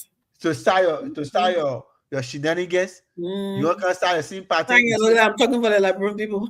So now the Liberian people already know that the emperor is naked. The emperor is naked. Undress the emperor now. You running around in circle now like a dust devil. You get confused. You can't understand your left. Or they get saying things that doesn't even make sense. And now you almost suffer from stroke. You say you went for a counter tour in the heat. See that ball. That boy, a person will say maybe that I make a bunking or he has some mini stroke. You don't even know. I won't gonna continue that thing. You're gonna say that man for now. Hey man, what eating palm nut, eating sunny I think so. No, underlying health condition you pass around yelling all around the place. When they say spend 8 years in the house, show all one thing that do over there. Apart from now your baby bitch, you go big over there. Wow, Uncle Rogers was right. Yeah. Yeah, get for that thing. You're stupid that when you say that accountable. But Amy, let me ask you one question. I think all the things I remember being said, only one thing I noticed, now one thing I know that I accept. Which one? The most corrupt? Why is it that most of the lawmakers you see over there, as soon as they talk about that dismissal, talk about that suspension, that staff for them go lay down the ground and bake the speaker, they bake the house, they appeal to the police. Why didn't we see that? Why didn't we see that with Yeke? Maybe Yeke just taking the money for the staff for that he's all that. That's why I said the man brings were right. The man not get no staff for yet. That's the reason why the man is misguided. You're supposed to have people there that are working with you. That's why he sat on spoon. He couldn't even read. He embarrassed himself. Oh my gosh. Yeah. Perfect. He said a lot. That was hilarious. I was like, you go over there, you don't know how to read. How did he even make it to the legislature? Like, bro, you're gonna make our country embarrass our country like that. How do we even get lawmaker? They go spend 8 years or they get show one single law. That's why I say they have to revisit the laws that make people, the constitution that made people eligible to go over there. Well, when we said it the last time, I said you'll be trying to, what was the word are you using? Marginalizing people or whatever. Alienate anybody. You can be, you'll be alienating, you'll be doing the one, you'll be segregating, you'll be doing all kind of word they had to use about it. Let's say stand up. Like stand up, we don't have over there. That's exactly. That man go over there every day. He doesn't know what he want. They have to throw him out of session. Every day the man go to session, they got to throw him out. That's the time they discipline. He can intentionally do it so he can get use that rhetoric. Like, oh, I'm talking about elaborate people. I think elaborate people can't hear. Say if they elaborate people not know he's not doing nothing. Me talking about elaborate people. So if they're showing you outside every day, how is it advocates? Advocating that you do it for the elaborate people? How is supposed to? They say constructively engage in that. Hey, you want to be a representative of the press? They will send you to the press, and the press you continue to be your whole all the press coming out to your brigade base. And that base you hold it up. Say brigadier general, go to your brigade base. The people fighting war in Ukraine, you can't carry your brigadier title there. They're looking for people to recruit. They're recruiting people, you can't carry yourself while you go fight. Can't hear everything get causing nurse all around the place. You say yourself you love maker. I make it say you are a nurse maker. Instead of say you are a nurse maker and say, oh, you say, yeah, I'll take it. You know, you can't make nurse. You don't make law. You are a noise maker. You can make noise, unnecessary noise. You see, the thing we're talking about, Amy, our lawmaker they embarrassed us said they go down. When Ashton Mentor, they invited Ashton Mentor to go, there's someone that are about to go. The man speaking English, they say, oh, the man speaking CV, they get on sending man. You see out of joke on you see what, and I wouldn't see saying that doing that thing. Yeah, I see food there, you see what I didn't want to do that thing. It can be so embarrassing. Like these guys, like the man speaking Indian, they say the man speaking CVs. So we will go bring interpreter, can interpret. Yeah, are you guys dumb? Or you guys playful? You guys not even you guys don't even know what you guys up to over there. What you guys up to? Making fun of the Liberian people? That's a mockery. How did you guys even end up being over there? If you invite somebody to come speak to you, you don't know the person coming with a different accent. That's why the speaker telling you, say, just listen. If you can't understand, we'll interpret for you later. Yeah, the speaker. But they don't want to pay attention. They can't make it noise. Oh my God, I think it got on my last nerve from that. How can somebody be on the floor talking? All they reading it, everybody. Yeah, and the men stood there. The men get stood up over there, get looking at them. Yeah, because you can't be talking over everybody. So many things are running through your mind. You say, who are these animals? You can't be reading over people while everybody else something. They're not even behaving normal. I said, what kind of people are over there? So that somebody come to so annoying. I don't know why they always do that. Like they don't the take basic thing is just to listen. Give the man your attention. They don't take that job seriously at all. They don't. But one thing you see them running around or the Marvin Code in it. One thing you see Marvin Code running behind a gas station. Marvin Code can even go up there, go customer for that, to go cost the speaker for gas station. That type of joke on them we get over there. We get Papi Flomo and former George Dillon and running around in that area. They say they love makeup. That's more fun we see in that country. Like brother, real some kind of country. Well, go there. That's why President Baga said, we'll face that country, whether you like it or not, we'll develop the country. Exactly. It's hard to do.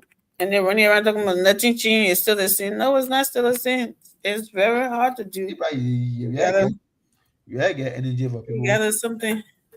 The first thing that we are not dancing Buga again. And the first thing that change. So if you have said that one, I don't think you ever know change. I don't know what kind of change you're looking for. Because even all the state of matter, the trouble, everything is just in our one thing. If you not see that change, but then forget it, you never see it. You are blind forever. You're very people real spinal web oil, but you can't see anything. Yeah. But it was a good show, man. I'm on to retire. Not too happy today. Arsenal lost the final. But anyway, we'll celebrate our trophy tomorrow. We want to I got a trophy. So you celebrate that one. We'll celebrate that one tomorrow. Better luck next time. Yeah, we'll prepare and come back. Win the championship. And guys, continue to share the show for others to watch. And thank you for hanging out with us always. We appreciate you. And we hope you have a happy Sunday. And we will see you again, guys, willing, next week, Monday. And we say ciao, good night. Bye-bye. Let's pray for Liberia and continue to hope and pray that our brother does well. Okay. And when they're doing, you pray for bad. It's not for one person. That's the whole thing about it. If you have family that you love them, don't tell me you love an political leader better than you love your family. You know, you should be praying for good things to happen to your family and happen to the country. But I would say thank you. And Money Making Moses, thank you so much for being here. Fix Electronics and Lean Like Well, we appreciate you always. And good night, y'all. Happy Sunday. It's not Sunday on my end yet.